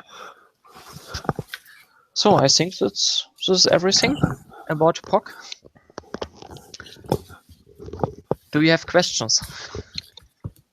I think I have one question. How many maintainers are you for the things you have? Is that added by people all over the place, or do you have a few maintainers that does all the work? Or we have 3 maintainers. Yeah.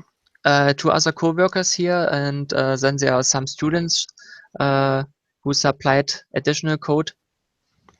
But the big parts are done by 3 people. It's Thomas Preußer, Martin Zabel, and me. Okay. So do you have students designing your IP cores as well? Students are using the IP cores in their own projects. So they are building projects on top of these IP cores. They can use our FIFOs and so on. So each student Yeah, but doesn't. they're not just. Yeah. They're not designing the IP cores. Like The students. The Are students you not worried about the implementing quality of design. the IP cores? Say again? usually not many IP cores get integrated. The quality is not so high. We have, I think, 3 or 5 students which supplied IP cores, and they are working with us for a longer time.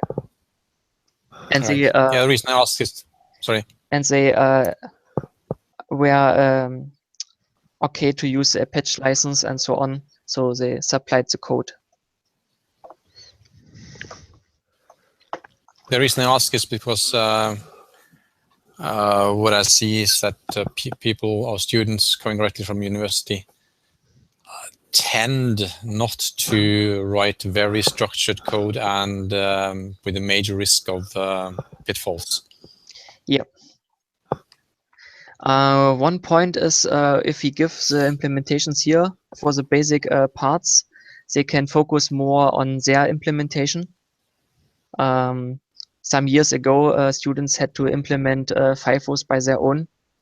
So you have more work to do, and now you can focus more on your original task, and we can enforce them to use more testing on their code, because we can say our code is already tested.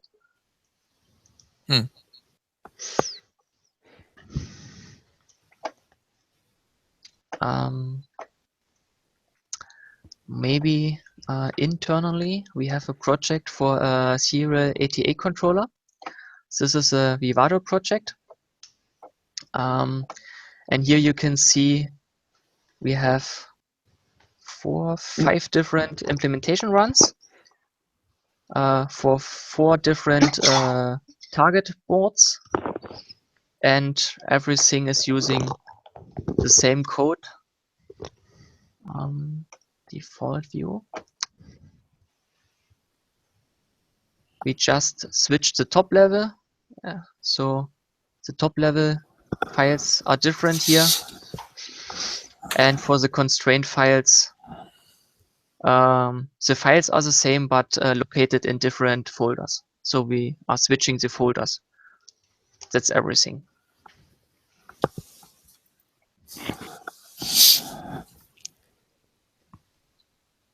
Are there other questions? I think I had another question. So VNet is included in the POC library. Is that a submodule, or is it included like a copy, or? It's a submodule. Oh, it's a submodule. Okay.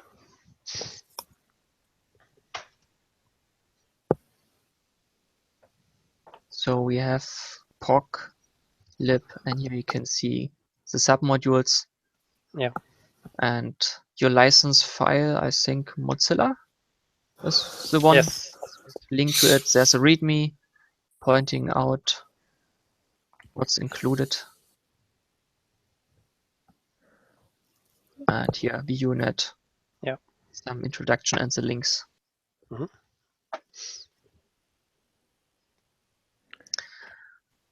So maybe it's a bit off topic here. I said I'm working on a parser. No, this is not the right window.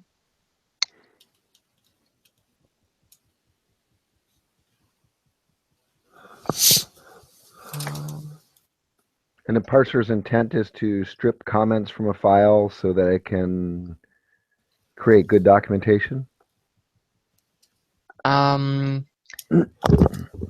It's parsing the VHDL code. And then we are, my goal is to re-annotate the comments to the matching parts of the language. Because sometimes we have comments in before, and sometimes comments are written after, maybe in a port clause. So we have to link the comments or the comment lines to the matching parts of the language, and then we can generate documentation from it. Currently, it's a stupid script running over the file, looking for entities and end entity. It's taking the line numbers and pasting all the code in between into the documentation.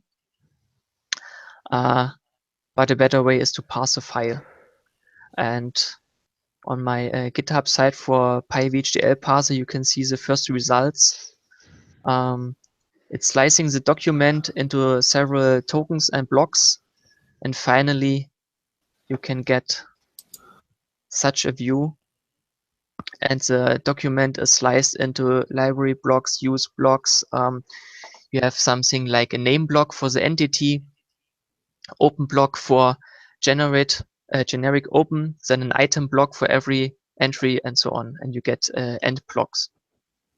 You can scan this list of block items and extract then the informations. So it's a prototype, and currently it's working very well, and it's quite fast.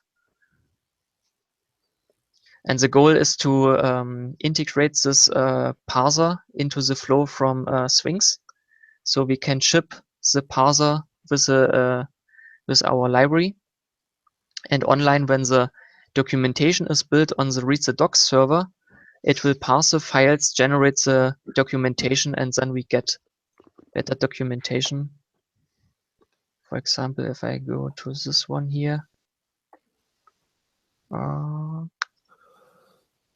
this is a current version. It's snipping the entity declaration and the first lines from the header, but I want to improve this.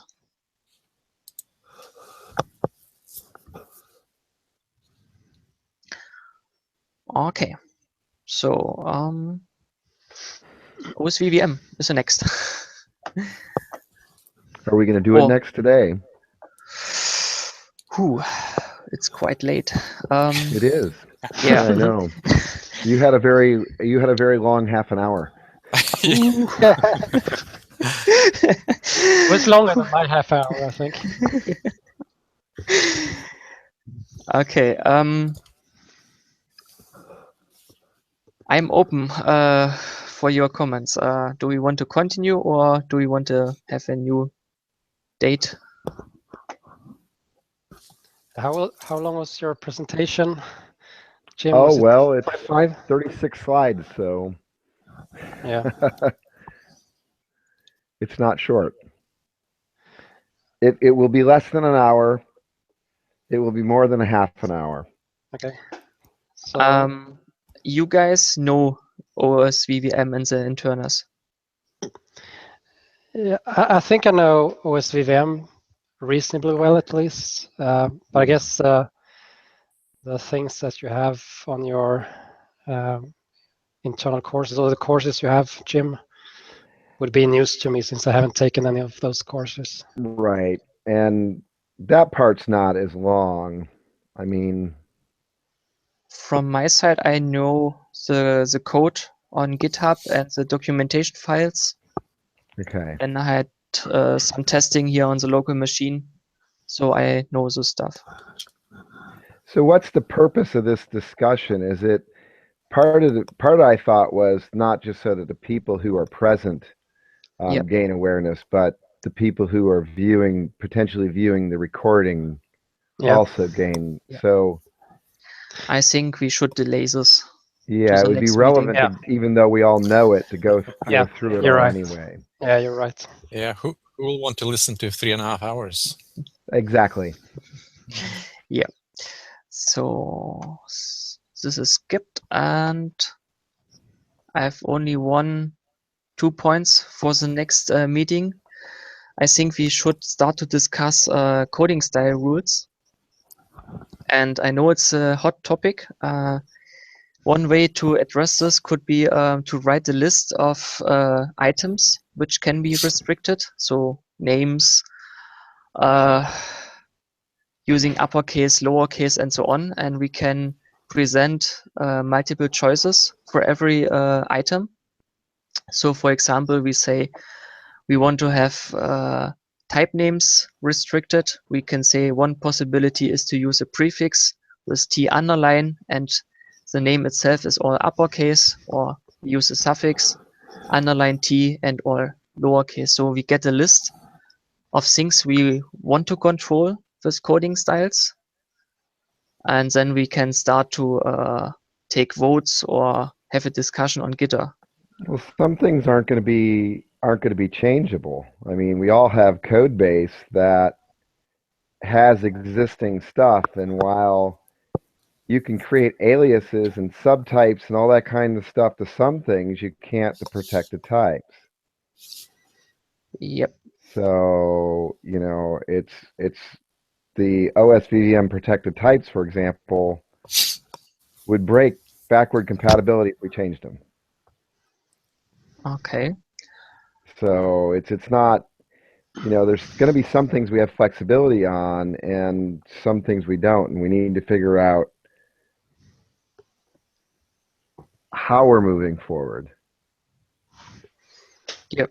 And how we're going to get commonality. I mean, it's not just in the naming rules. I mean, Lars made the decision to not use his log or alert package on some of the files, and that works well for vUnit. But if OSVVM was going to integrate some of those files in, it doesn't give us any means to report them. If they fail, we have nothing. We have no information. We don't have, like, for example, when OSVVM is under the hood, if somebody wants to use something else, they can still use the OSVVM packages, and then when they get done, query OSVVM and say, hey, how many errors did you see, or did you see any errors, type of stuff. And we have a reporting mechanism if they're not layering vUnit on top. So, we need to figure out bigger picture issues than just simple things like names. Yep, of course. I don't think we should get bogged down into arguments about names until we get the big picture stuff solved. Yeah, I think we also need to address what the mission for the project is. I think because I think maybe we have different ideas on what type of code will we put into CoreLib. I think that if we just put in any code of any type, it will lose focus. So we need some sort of mission. This we're going to include, and this stuff we're going to leave for others to do, and those kinds of discussions. I think that would be a... Yeah, it would be good to hear what everybody's hoping to get out of it. Yeah, because we haven't really said our points of view on that matter. I know you said something last time, Jim, but... Yeah. Yeah. I mean, I'm afraid that if we don't get together as a community and come up with a unified approach to modeling, even, we're hosed. I mean, because we're going to have a tough time competing with a community of System Verilog. We don't have a way for vendors to write a set of intellectual property that will work across different VHDL methodologies, and we need something. We need a way to integrate different models from different sources and have some commonality between them. So we need a list of goals for the project. I've taken this down. Yeah. I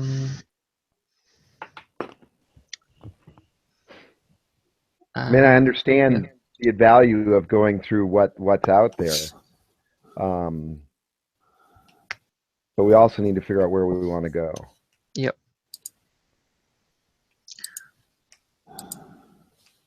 So, and again, I think it's particularly important in the test bench arena, because right now we're getting Verilog models and system Verilog models from our vendors. Yep. And that's going to cause our customers to question the viability of VHDL through the future. Yeah, I agree. And if you don't want to be right in system Verilog models, I don't. As Espen well knows, I would rather go teach yoga than. But you already teach yoga, so you're already done with that. Well, yeah, I'm already headed down that path, aren't I? Yeah, I think it's important that we, yes, we need to discuss our goals, but maybe also need to discuss how can we actually, what can we do to promote VHDL and sort of, if not stop, at least break or slow down the extreme influence from the EDE vendors that are promoting system Verilog for money only. Right, but if we don't look like we have some commonality and some common modeling approach, they're going to shoot holes in us. Oh yes. And they're going to laugh at us. I just, and we've all got drastically different approaches at this point. Yep. Yeah. So the current list of proposals focuses mostly on simulation. And I think I think we have a big hole there that we have to plug in the simulation and in the test bench arena. I only supplied one package here for synthesis. It's the abstraction of RTL gates in a function. The other stuff is auxiliary code, like the configurations. And I think there are multiple implementations for strings, for string Right. manipulation. And that stuff's interesting, but you know, and OSVVM has its own private implementations of string implementations that I could definitely benefit from sharing with other people or sharing other people's implementations. But that's not going to solve the big picture problem that we have. Yep.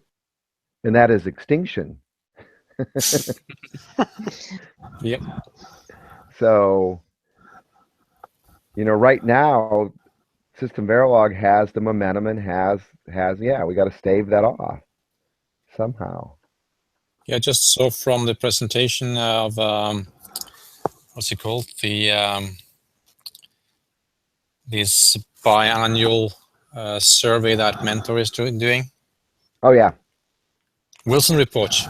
The Yeah. Wilson report, yeah. Yeah, and I think System Verilog just passed VHDL in a number of users worldwide. I'm not sure if we can believe exactly in those numbers. I don't know what kind of people they ask. Now, have you But even seen the questions? Because I had yes. participated in it in years past, but I did not participate in this one. So yeah, because when you look at the numbers and what they present, it's like and I can tell you, UVM with a single V is already taken over the FPGA industry, and I have yet to meet any FPGA developer that's using UVM. So yeah, I think they ask a sorted list of people. yeah. And that is a major problem, because that's also, of course, making everyone believe that VHDL is dying next year. Yeah, that's kind of interesting, because I think the first part of the presentation is about bias in statistic analysis and so on. So yeah. but the next part of the presentation is about converting you. Yeah. So Okay, yeah. what are the next? The other point on my list was discuss the license question. Yeah, I don't think that's Because- relevant until we get goals done. Yeah, but it's needed for the people who supply code to the GitHub repository. I think Well, they want to then- have clearance about the license. So what are you guys using? We are MIT. using Apache. Mozilla. Apache. Okay. MIT. I haven't read into the details, but I mean, many of these licenses are compatible with each other. Yeah. I think I read something about Apache when I included OSVVM in vUnit, and there was no problems Right. whatsoever. I mean, Apache is even more permissive than Mozilla is, but Mozilla is still I mean, would be considered to be business friendly at least. So Yeah. Yeah, I think MIT is also quite business friendly. Agree. The only reason I did pick Perl on OSVVM was because Perl was the only one I saw that had a suggestion that people contribute back, and had a differentiation of, there is the version that I release called the standard version, and there's all the other versions. Yeah. And thou shall not use the standard version when you release it. Okay. So not to obfuscate the market. That's basically all I was trying to accomplish. Yeah. And but any author, just to solve the problem, Patrick, any author can release something under any license they want. So, you know, next year if I decide the new license is going to be something else, I can change it. Yeah, but for the complete core library, it would be nice if every file is under the same license. Well, no, what I was saying, though, is we could arbitrarily pick one, Mozilla or Apache, temporarily, and then evolve to something else if we need to. Yep. That's all I was getting at. Yep. We can do this. So, I think I'm past the point of really being concerned about, I mean, the biggest, you know, the thing that I haven't shared yet with OSVVM, obviously, is the test benches. And that's a huge amount of work. And if anybody wants to modify OSVVM, they have to test it. So they'd have to reproduce all that. I mean, that's the hassle at this point.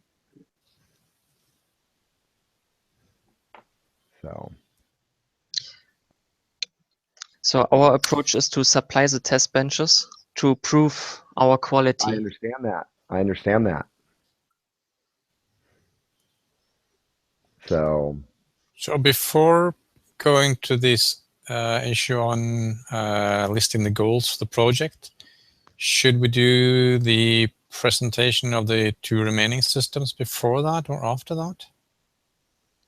I think it will be good to do them before, since we've done some of them. We might as well do all of them, so we all know what we're starting from. Yeah, and we know we'll the probably also reveal some of the goals when we have all those presentations done. Yeah, I think so as well. So what's on the list for the next meeting? OSVVM and UVVM. Yeah.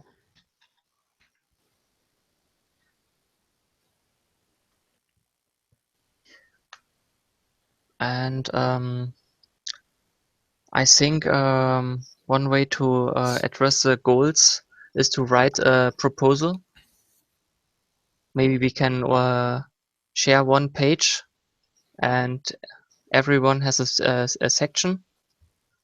So we get a list of goals and then we can discuss this. Yeah. If you like. You want to start a page or a getter?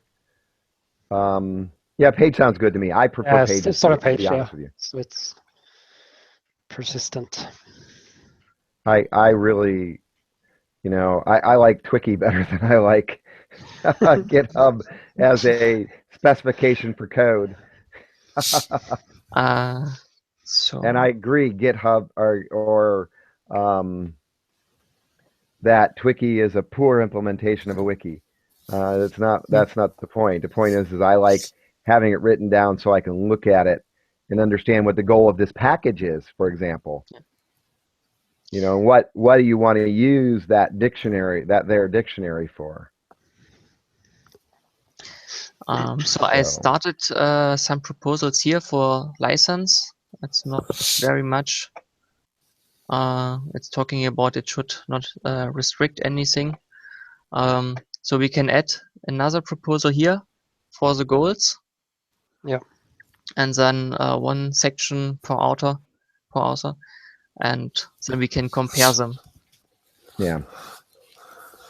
And the only thing I have fussy about license is how we write the preamble that goes in every file. Because I think there is a way to make it so that I would like to minimize the amount of stuff that the lawyers have to review. Yeah, it should be short. Short and I think the first 2 lines or so need to say something to the effect that if you're not modifying the files, then have at it. Right? You can distribute it as you want. You can reuse it as you want. You think of an additional text to the actual license? And then say modifications are governed by this license. Modifications Okay. and distributions Okay. of modifications are governed by this license. Okay. In the case of Apache license, See, like right this here with the text is Apache license, when you put this line here, license under the Apache license version, yada, yada, yada, a lawyer, has to go out and read that version of that license. And yeah, maybe they've reviewed it before. But what I'd rather it say is this file is open source. You may, as OSVVM pattern, it did a different pattern. So in case of Apache, this text is fixed. You only exchange the copyright notice here, yeah, and this text is fixed in every file. you're And not then allowed you to have- change that. Jim. So Jim, What's that? If I understood it correctly, you wanted to have 2 lines before that licensed under the Apache license. Yeah, I wanted. Do you Saying have that. do you have one of the OSVVM files? lib OSVVM. And it's actually only one. That you can. This file is open source. No, verbatim copies of this source file may be used and distributed without restriction. That means that many corporate lawyers right there know that they don't have to read any further. Just say, you can use this as long as you don't modify it and distribute it. Yeah. Okay. See, they can stop reading right there. They don't even have to look at the rest of the license.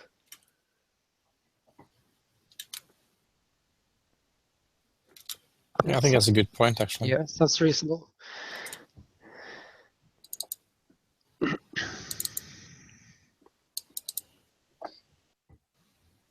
Okay. Yeah. So I've taken 2 notes on today's meeting.